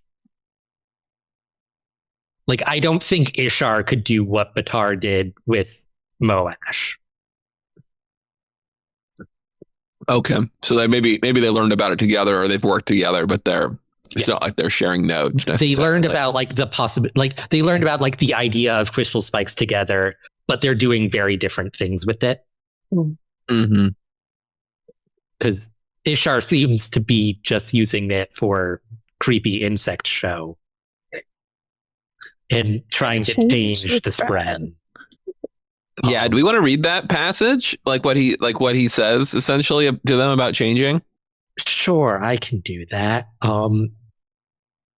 I leave them up on purpose, the voice said, softer. He'd never been able to tell if it was a male or female voice. They have to learn their true master. Spread need to change, Seth. I can transform them. Into what? Seth hissed. Into better versions of themselves that match me and what I need them to do. Do not fret, Seth. Things like this have always been done. That's pretty good. I enjoy how ominous you made that sound. Thank you. I decided to do that halfway through. Well, and see, that is, to me, and I won't go too far, but a tangent, a little bit of the frustration with Ishar's plans. There's a lot of things like that where he's doing this stuff, and then at the end the plan is make armies to fight Odium or something. I'm what was the intention with this exactly? But yeah, to hear it seems like it's almost just a persuasion, a torture persuasion method, he's trying to break them, Yeah, it's weird. He does Ishar, not in his right mind. His plans don't make sense. He does say that match me. What does that mean? Right? Odious? Because he's got the Odium messenger? Well, theoretically, he invested himself to be the god of Shinovar, whatever that means. Okay. Yeah, so the god, this, he wants him to be Spren of the god of Shinovar, maybe, I guess. But what does that mean? Yeah, connected to him, changed by him in some way, potentially. In my mind, what I was thinking is okay, there's a part of me that was does he need their permission to change them? Does he need them to agree to be unmade in some way? But that doesn't seem to be the case for the sorts of Spren that he's got pinned up here. That seems like that's mostly the case for people like Gliss and Toomey, or the thinking Spren decide. But Raboniel didn't need the siblings' consent to unmake. That's a good point. Yeah, that's a good point. Maybe, and maybe there's you can, if you're doing it in someone's will, it's a lot more destructive potentially or something. You know what I mean? Mm-hmm. It could be that there's a few different routes there. That's a really good point. You don't need permission. So I don't know. Maybe he's just and then you always get maybe he's just being a madman. It's this what Ishar is doing is more reminiscent of that, like keeping like the unmade trapped with like 10 spikes thing from Way of Kings Prime than hemalurgy. But yeah, and he didn't seem to be doing anything with spikes with the full size bodies of the Spren in Rhythm of War either. They had just been made. No. They had just been made flesh. Could he have been trying to make them flesh by using crystal hemalurgy? So they match me. There's no mention of crystal spikes, so I don't know. I mean, maybe he would have gotten there eventually. I mean, clearly he did not have much success with that one. Yeah. I mean, it's possible like he would like that would have been, that you could bring them through and then grant them something with a crystal spike, and that would make them able to survive on the other side, at least. Maybe the honor spren. I still feel like the cryptics with their, I don't know about the cryptics. That just seems like that's never going to happen. Flesh tendrils instead of a face. It's not about it. Not about it. But yeah, I don't know. And maybe it's just like those plans just aren't super directly connected. But Ishar, go back and rescue those Spren. It just kind of stuff. I don't know. Well, there's not many. Maybe that's where they haven't seen many in a while. There's still just a bunch of them in that cave. Well, all the other Spren went, this is what he's doing. We ain't going anywhere near that. That's literally what's going on. Yeah. Yeah. But are those Spren like rescuable, or I feel like if you just like take the spike out, like they're released. Yeah, I would agree. I see you could probably do a similar thing. Would Silver work for this, or would Silver kill them? I think Silver would kill the Spren. Okay, you can maybe do it with aluminum then. Which, though, there's never like they have silver on Roshar. I'm sure they definitely do. It is implausible to me that no Spren has ever been stabbed with a silver knife. Yeah. So like in theory, they should be killable with silver, but that's just never come up ever. I would, if it were me inventing canon, it would be very painful for them, and damaging, but maybe not like healable ultimately is kind of what I would think, maybe. Or like it just like forces them back into the cognitive realm. I was thinking like if you attack someone in Shadesmar with one. Oh, but yeah. All right. Well, do we want to move on to our final main random topic that was introduced from Wind and Truth? Might as well. Yeah, let's go. Let's all right. Let's do this. All right. This one is perhaps the most surprising tangent that we get dropped essentially out of nowhere. And I want to just read the quote because I think that's probably the best way to lead into this, the way we all learned about it, which was in the context of one of the Dalinar flashbacks, chapter 65, when they're talking about how the Herald's ability to do what they need to do is enhanced by having had interactions with the gods in some capacity. And that's why our heralds are important, because they've had interactions with Odium. And Talon's a little different, but he still has a similar pedigree. And Dalinar asked Jezrien about this because he's out of the loop, and he goes, essentially, how Dalinar asked Jezrien, curious, how did he interact with the gods?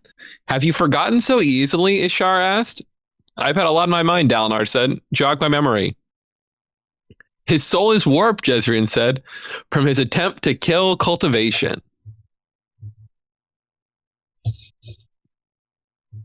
Sure. Yeah, let's just throw that one out of left field. And there's not a lot of follow through on that, because Anel says he deserves a second chance, and Dalinar does not have any instinct to go. He did a what now? And you guys need to know that there is a comment in our thing of Eric in all caps shouting, Dalinar, how did you not react to this? What?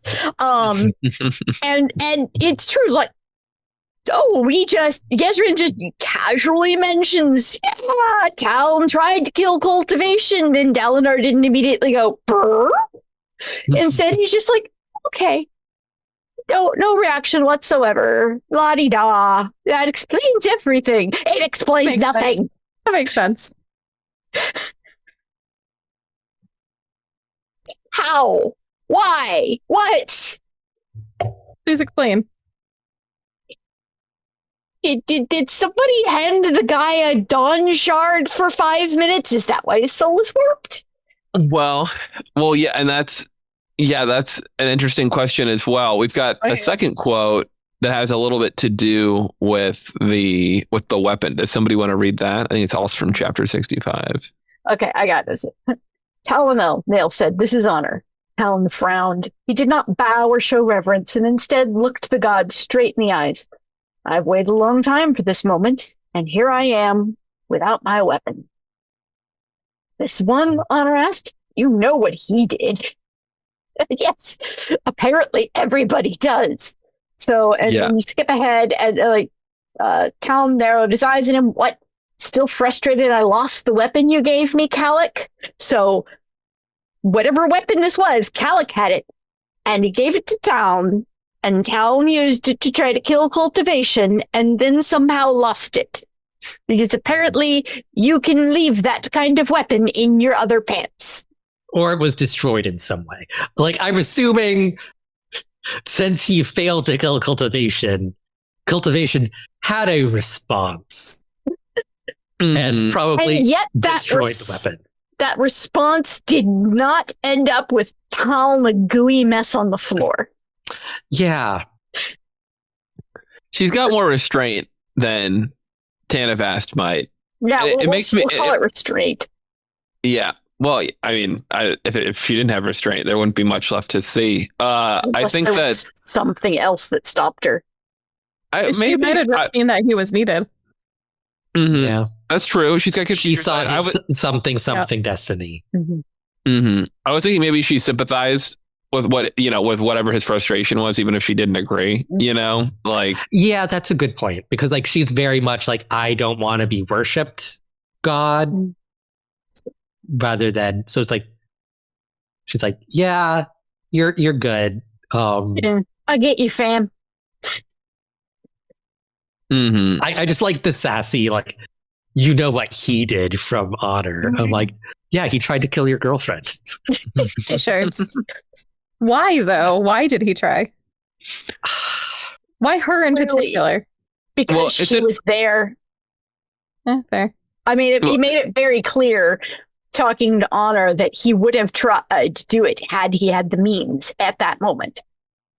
Mm-hmm. Yeah, I agree. No, because it seems like he says to Honor as well, like, "Oh, I would have, damn, I wish I had my weapon right now. Like, I'd go after you too." And his grievance here is with the destruction of Ashen. He's like, "You destroyed my grandmother's world," and so, but that doesn't work for Cultivation, unless he doesn't understand exactly the contours of what caused this whole conflict. But Cultivation really isn't to blame for any of that. So I don't really know. Like, when did they even meet Cultivation? Yeah, that's a good point. They would have had to at some point. It's definitely. Do we have any thoughts on what this weapon might be? Like, Calic is kind of the smith of the heralds. Like his, his role is to soul cast bronze. They're going to make into, they're going to cast into weapons eventually. And, one of his divine attributes is builder, resolute builder. So he seems like the most like crafty, as in like crafting. Mm-hmm. Yeah, most crafty, as in not crafting, is Batar. But yeah. So it's like, it makes sense. Like, he would be the one like to make a god-killing weapon. Mm-hmm. Assuming it was something he made and not found, because I still feel like there is a non-zero chance that this was a Dawn Shard that Taln held for a very short amount of time, because whatever it was powerful enough to warp his soul.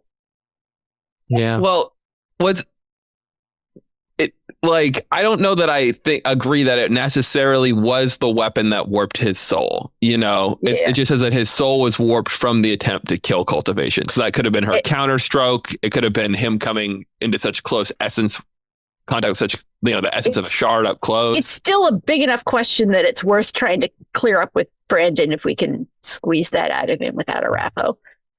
No, that is such like tease for like the Taln flashback book. There's no way he'll like say anything except It'll be flashback 2. It'll be flashback 2, and it'll all be built around something else that's way more important than we've even heard about yet. as long as we get it on screen and it doesn't happen off screen. You just like cut to recovering from his injuries after trying to kill Cultivation. And he's like, man, that was a really cool fight. Man, that was my motivation was so awesome too. It's a good thing I don't need to reflect on that. Don't even get me started about how mad some of us are that we didn't actually get to see Taln fighting in this book. Great. I agree. Yeah, that's David is the captain of that ship. Yes, well, I will happily man the rigging for you. Hell yeah. No, I definitely agree about that. The yeah.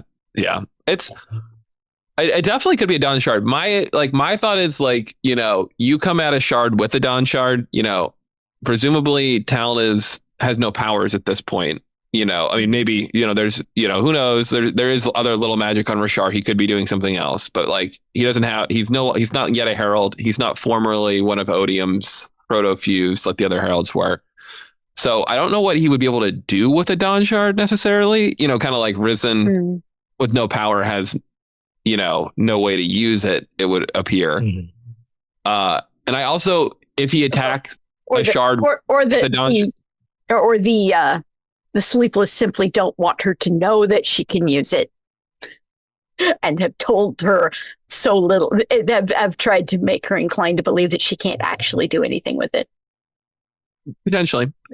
But the other point being that I don't know that you could attack a shard as a Dawn Shard and have them not notice that you've got a Dawn Shard and do something about that, you know? Like, so unless Cultivation was like, oh, mine, you know, at that moment, and she has a Dawn Shard right now, which I assume would have come up at some point in this book if she had such an advantage. She's just like, this needs to go over here. 3 shards, 3 Dawn Shards. A little bit of extra fun. Yeah. Having 2 on one planet is bad enough. Let's add a 3rd. Extra fun. I guess, what kind of weapon would you even bring to a fight with the god? Aside from Nightblood, which didn't exist at that point. Yeah, aside from Nightblood. Yeah. Yeah, it would have been way pre-Vasher. I mean, you can imagine Anti-Light. I don't know that they would have known about that. You know, I tend to think not. You know, I'm not even, I tend to not think that. I mean, something Dragonsteel, you know, always something Dragonsteel. Maybe it's the metal from the 4th moon. That's an option. Yeah. I think it would have to be invested in some way, though. Whatever, if it's a physical object, you know, there's no way that you're like in this, you know, it's not Fuzz's bone knife, you know, it's something special that's got some additional magic sewn up into it, I bet. The only thing I can think of is a Dawn Shard. Yeah, it is like the really easy thing. Like, I guess the question that I have is like, do we think that he even was close? Like, do you think he did anything, or it was like not even, or was it just like a gnat? You know what I mean? Like, if it's like a gnat, it could be almost anything. You know, it was, if it's not really the whole rod. My guess is going to be it's like some sort of like proto shard blade sort of deal that was like made during the war on Ashen. Ooh, that's a really good theory, Ian. That's a neat idea, because you could then like think about that being maybe the reason why the honor blades took the form when they were given to them, was because if they had some existing like bladed weapons that they were already, you know, that gave them a cognitive shape to work off of. That's an interesting idea. Yeah. It's so hard to think about it. Like, now that we have Dawn Shards, that's always like my weapon. Anytime someone's like, oh, it's a weapon, I'm like, it's gotta be, right? Yeah. Yeah, I'm trying to. Is there anything else from Ash? Like, you know, that's the other thing. It could be something from Ashen. Like, that's really whatever technology. They didn't seem incredibly advanced, like I know we were seeing refugees, so obviously they probably weren't taking their very best stuff I don't with think them, they were but I think they were like Bronze Age-ish. yeah, they had some cool chariots, not a great writing system. All right, so I guess it's a Dawn Shard. Dawn Shard confirmed. There is nothing confirmed. There is only confusion. Yeah, this is the number 2 thing I am wanting out of Herald flashbacks. Oh, Number yeah? 1 thing is more Robonial. Oh, see, I was thinking I want like Ishar contacting Odium. Like that's the moment I want to see. It's like the first contact there. Yeah, but you have to remember our Herald flashbacks are Slash and Taln.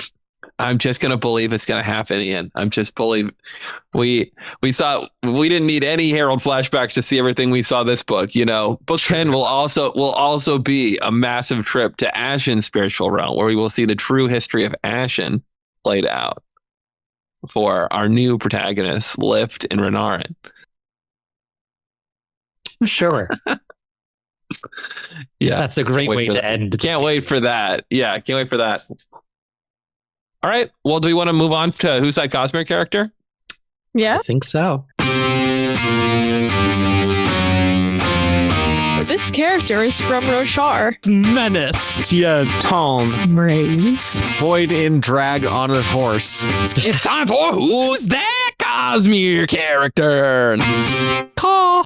All right. Who's that Cosmere character? This is the game where you send 5 clues in a character to wtcc at 17shard.com, I believe. We'll read the clues aloud. These people get 5 chances to guess who that Cosmere character is. And if they can get it, they win. And if they don't, I win. And I am personally satisfied. No. The submitter wins. The submitter wins, but I win by proxy. That's how I view it. You don't get that point. Whoever's doing the official point tracking, I do in fact get this point. No, I'm kidding. All right, and today we'll have one normal one submitted by one of our followers, and the second one submitted by one of our $10 heralds on the Patreon, who get a priority queue in which their clues come out faster, which is our guarantee and our only guarantee. Not fast, but faster. Yeah. All right. This first one comes from NatPin74. Clue number 1. This character is significantly invested. Yumi. And it's not Yumi. I mean, that was some low-hanging fruit. Would have been my first guess, too. Significantly invested. Well, Hoyd is pretty invested. Let's get some more low-hanging fruit out of there. All right, guessing Hoyd. The character is not Hoyd. Oh, I'm going to go with Rayadan. Oh, good guess, but it is not Rayadan. All right, we'll move on to clue number 2. This character has killed many people. Well, Vasher. Vasher, that's a good guess. This character is not Vasher. Delof. Delof is that's the one from Elantris, right? Yes. That's who Delof is? It is not Delof. The Mad Priest? The Zealous Priest? Yeah, the Fjorden guy. He's a fun one. Can I go with Nightblood? It is Nightblood. Way to go. Way to go. You thought you'd be bad at this. Yeah, this character has killed many people. This character has killed many people and been used to kill many people. The other clues were this character is older than almost every character they interact with.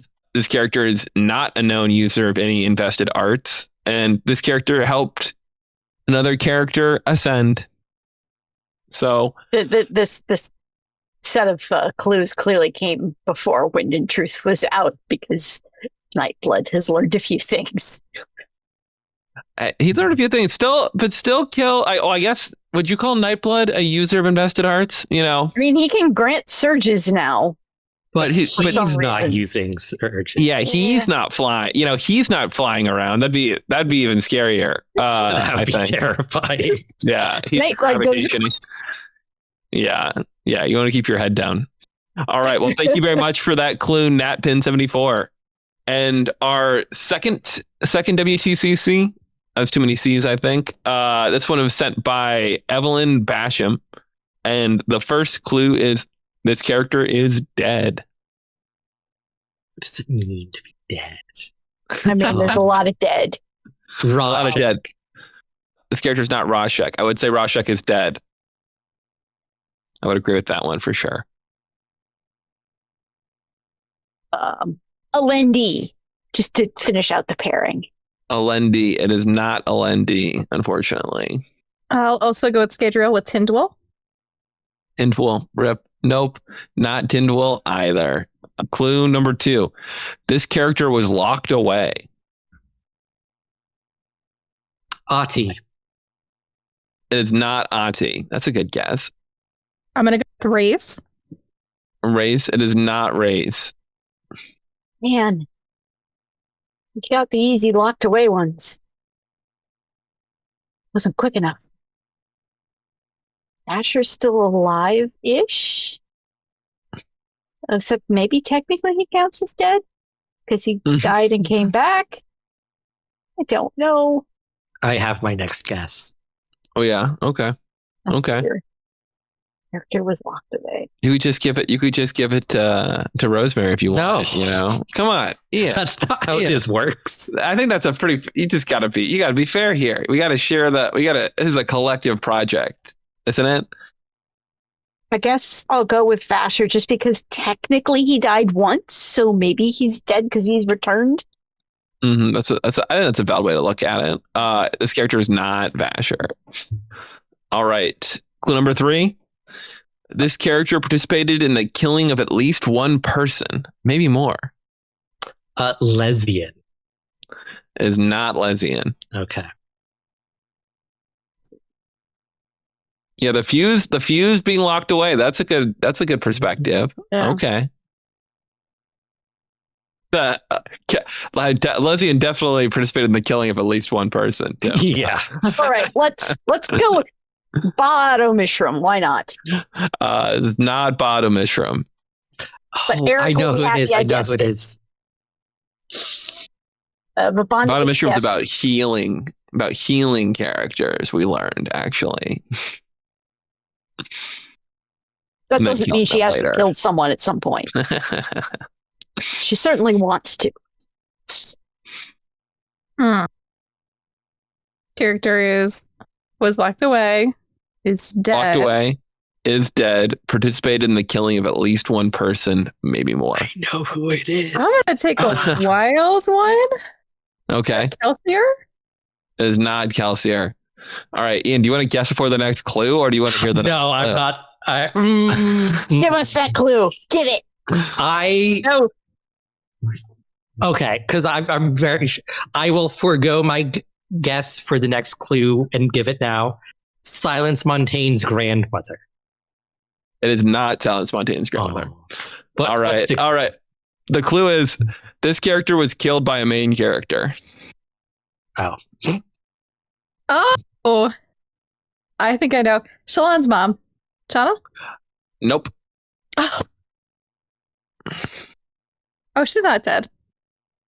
Well, Well, but she I mean, was killed. she's- Like, you know. Okay, yeah, fair enough. I mean, she's a cognitive shadow. Killed by a main character. If you get stabbed and your eyes burn out, you died. You may have survived your death, but you died. Raboniel. It's not Raboniel. All right, Evelyn's getting close here. I'm about to win. No. No, you're not. All right. Clue number 5. This character was forgotten. Well, no wonder we can't get it. We can't remember because they were forgotten. Yeah. I can read them back again too if folks want to hear them again. Mhm. This is All right. fun. Yeah, this character is dead. This character was locked away. This character participated in the killing of at least one person, maybe more. This character was killed by a main character. This The only character thing was forgotten. The only thing that's popping into my head at this point is not going to work because it's a Diceborn character, and this whole thing is season 2 spoilers. We do not allow pre-release spoilers of Diceborn in WTC. Obviously not. There's no way for this person to know. Hey, unless we've got to see her. I would be very impressed, but I don't think so. Man.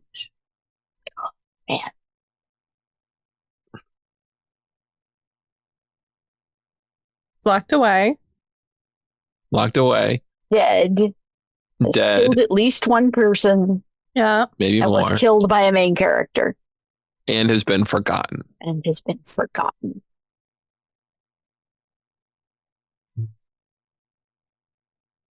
Oh, specifically, this character was forgotten. I don't like this guess, Okay. but I'm going to guess it anyways, which is Bleeder, aka Lessie, aka Paalm. It is not Bleeder, aka Lessie, but it is. No, I'm kidding. No, it's not. It's none of them. It's only Palm. No. Yeah, not correct. Good try though. I think that was a reasonable way to look at it. I still really like Silence Montaigne's grandmother. I'm proud of that guess. I know. I don't care that it was immediately disproven by the clue I decided not to hear. Yeah. Did Silence Montaigne kill her own grandmother by leaving her behind when she fled? You know, maybe there's an argument there. Who was forgotten? No.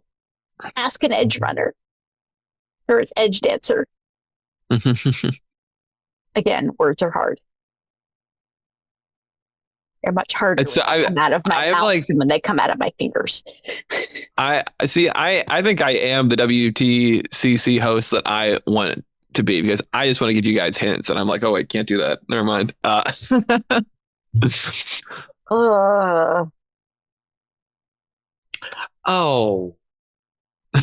What are the clues again? Character is dead. Character is locked away. Character participated in the killing of at least one person, maybe more. This character was killed by a main character. This character was forgotten. Okay, does he count as a main character? I can take a guess that I don't think is right, but I think this is the Go for it. Yeah. I'm gonna go with Eam. Who? Oh. I don't remember if he was locked away. Remind me. Okay, who? I feel bad. Is this a sailor? That's not who it is. It is not. It is not. Oh, the shoemaker. Yeah. Oh, yes. I was thinking of Yald. He was killed by a main character. He's dead. Would you call Nail a main character? Is he not a main character? I would call like Kaladin, Shallan, and Dalinar like main characters, you know, but like you Nail, would consider like main viewpoint characters as main characters. Yeah, but I mean, you know, that's my perspective. It may not be. Maybe I'm giving you information on the clue based on that being my interpretation of it. But that's how I personally classify main characters. But I'm not Evelyn, so who can say? All right, who's idea that popped into my head and it came out. All right, this is.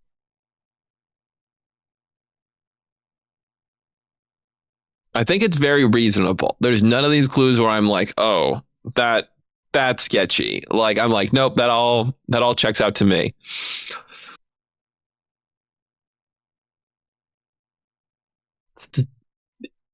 I know who I want to guess. I just can't pull the name out of my brain. Yeah, the main characters do kill a lot of people. You know that they really, but do they kill a lot of people who are forgotten? You know, or do they kill a lot of people who have themselves killed? Yeah, they probably kill a lot of people. What does it mean to be forgotten? That's what I'm saying. What is forgotten? It's a very relevant question for this clue. All right, this is another one that I'm sure is wrong, but I just need to keep things moving. We'll go with Telson. Telson. It is not Telson. That means that Evelyn and I am victorious, and the answer is Testament.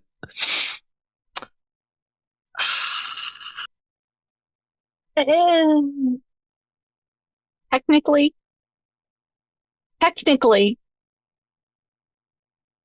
I think all of those fit. Killed by Shalon. Used to kill. What's her face? Her Like, mother. I was really close Yep. there.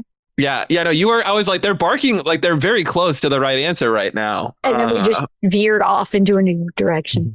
I was like spinning up the Quan tree. Well, I was sitting here There's thinking, a lot of that. Yeah. thinking dead, rather than spren dead.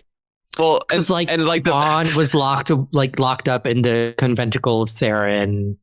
Like he participated in the death of Alendi by like telling Rashek to do it. He was forgotten to time. Mm-hmm. I could definitely see that. Ian, like right away when it was like for the very first clue, like this character is dead, was like, what does it mean to be dead? And I'm like, well, actually, very relevant for this question, for this clue, indeed. But not bad at all, team. Way to go, Bonnie. Is that your first win, or have you won already on one of your other episodes? That is my first one and my first win. Woo. Congratulations. Starting strong. I know. So Shutting right Ian now, out. I believe Bonnie has the best win rate percentage. He has a 50% win rate. Yeah, that's Pretty good. good. I'm doing fantastic. Dethroning Ian in one episode. Yeah. Oh, yep. All right. Well, perfect. I think that is all we've got today. And I need to find out where I am in the outline now that my computer restarted. Okay, cool. Anything else you want to say? Or Haha. Oh my God. Hey, it was relevant in and of itself. Not really. Nope, not quite. Okay. All right. Thank you everyone so much for joining us today. You can find us on somethingshard.com for all your news, discussion, and theories and fun that you could ever want.